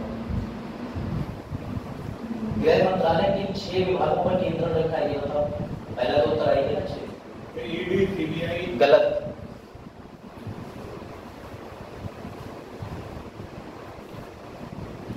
पढ़ो, ये सवाल बनेगा आने वाले समय में। और गृह मंत्रालय के तहत कुल 6 विभाग है। राजभाषा, लैंग्वेज कौन देखता है? गृह मंत्रालय। इंटरनल सिक्योरिटी, गृह मंत्रालय। बॉर्डर सिक्योरिटी, गृह मंत्रालय। होम विभाग, राज्यों की, गृह मंत्रालय। राज्यों के विभाग, गृह मंत्रालय। जम्मू कश्मीर लद्दाख मामलों में अलग किसने करा? तो अपने मोटा भाई अमित शाह, केंद्रीय गृह मंत्रालय। बेटा ये सारे विभाग तुम्हें पता होना चाहिए, इसमें एमसीक्यू नहीं बना, यूपीएससी बना सकता है। क्या हुआ? किनारी लिख लो, फिर आगे बढ़े। अरे ऐसे थकोगे तुम लोग। इंटरेस्ट जगह इंटरेस्ट करंट में दिसंबर का पढ़ के आओ, उससे यहाँ भी सवाल लेने लगाओ। करंट तो बड़ा इंटरेस्टिंग है। देखो जरूरत से ज्यादा तो पढ़ना पड़ेगा, जरूरत से ज्यादा डीप भी जाना पड़ेगा और मिनिमम इतना तो करना ही पड़ेगा। अगर डेली 40 क्वेश्चन का भी आउटपुट नहीं है तो फायदा नहीं। हाँ यूपीएससी कुछ ऐसे ही तुम आज आगे बैठे हो, सब लोग कितने खुश और तुम पीछे बैठे हो तो सब और खुश होते हैं। नहीं वैकेंसी यहाँ नहीं है, क्लास भरा चल रहा है, यही बहुत। चलिए बेटा इस पे आ जाइए, बताइए। बड़ा प्यारा प्रश्न आपकी कंप्यूटर स्क्रीन पर 2 रुपए के लिए। बेटा आपको ये भी बताना पड़ेगा कि महर्षि वाल्मीकि वही महर्षि थे जो जंगल के अंदर किस नाम से जाने जाते थे? पहले बताया ना, महर्षि वाल्मीकि कुछ नहीं पता। हाँ बिल्कुल वेरी गुड, मैदान के ऊपर दे दिया भैया रामायण। इसे कहते हैं तथ्य के नाम पर जाना। देखिए अब याद समझिएगा, प्रधानमंत्री नरेंद्र मोदी जी ने किसको, अयोध्या हवाई अड्डे को किस नाम से बना दिया है बेटा? महर्षि वाल्मीकि अंतर्राष्ट्रीय। यानी तुम अयोध्या से स्पेन जा सकते हो, जा सकते हैं अंतर्राष्ट्रीय फ्लाइटें लेने के लिए। इसी के साथ साथ याद रखिएगा कि अंतर्राष्ट्रीय एयरपोर्ट भारत के अंदर कितने चरण में ये बनेगा और क्या क्या बनेगा। पहले 10 लाख लोगों को, देखिए जरा ध्यान से एक बार तथ्य पढ़ लीजिए। यह अत्याधुनिक हवाई अड्डा लोगों को अयोध्या धाम और दिव्य भव्य राम मंदिर से जोड़ेगा। इसकी सालाना क्षमता 10 लाख यात्रियों को ले जाने की है पहले चरण में। उसके बाद धीरे धीरे इसकी कैपेसिटी बढ़ाएंगे 60 लाख तक रखेंगे। हमने इस हाईवे के टर्मिनल के वहन का क्षेत्रफल 6500 वर्ग मीटर रखा है। ये तथ्य दे देंगे वो एग्जाम में, मैं तुम्हें बता रहा हूँ, पूरी काम नहीं। मैगजीन से उठाते हैं, पेस्ट मार देते हैं, तो भी रखना शुरू कर देते। ये बीसीएस के लिए बता रहा हूँ, आईएएस के लिए। दूसरी बात ये बेटा, किस विभाग किस मंत्रालय के अधीन आता है ये? तो भैया उड्डयन मंत्रालय, जिसके मंत्री हैं ज्योतिराव आदित्य सिंधिया। ये मत भूलना कहीं से। और पहले कम प्लेन चलाएंगे या कम कैपेसिटी वाले डोमेस्टिक प्लेन्स लेके आएंगे, फिर धीरे धीरे करके क्षमता का विकास करेंगे। बेटा याद रखिएगा, ठीक है। डोनी पोलो एयरपोर्ट जो है वो किस प्रदेश में पड़ता है? डोनी पोलो पिछले साल का करंट अफेयर में आया था, किस प्रदेश में पड़ता है? जो पूर्णतः सोलर ऊर्जा से चलने वाला एयरपोर्ट है एकमात्र भारत के अंदर, डोनी पोलो, बताइएगा।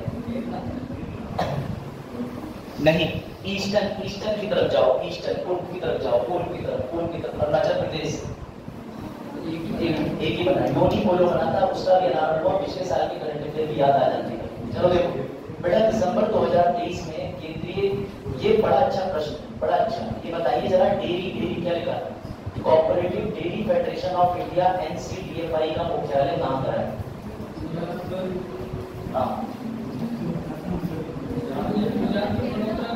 बेटा, इसका उत्तर है गांधीनगर।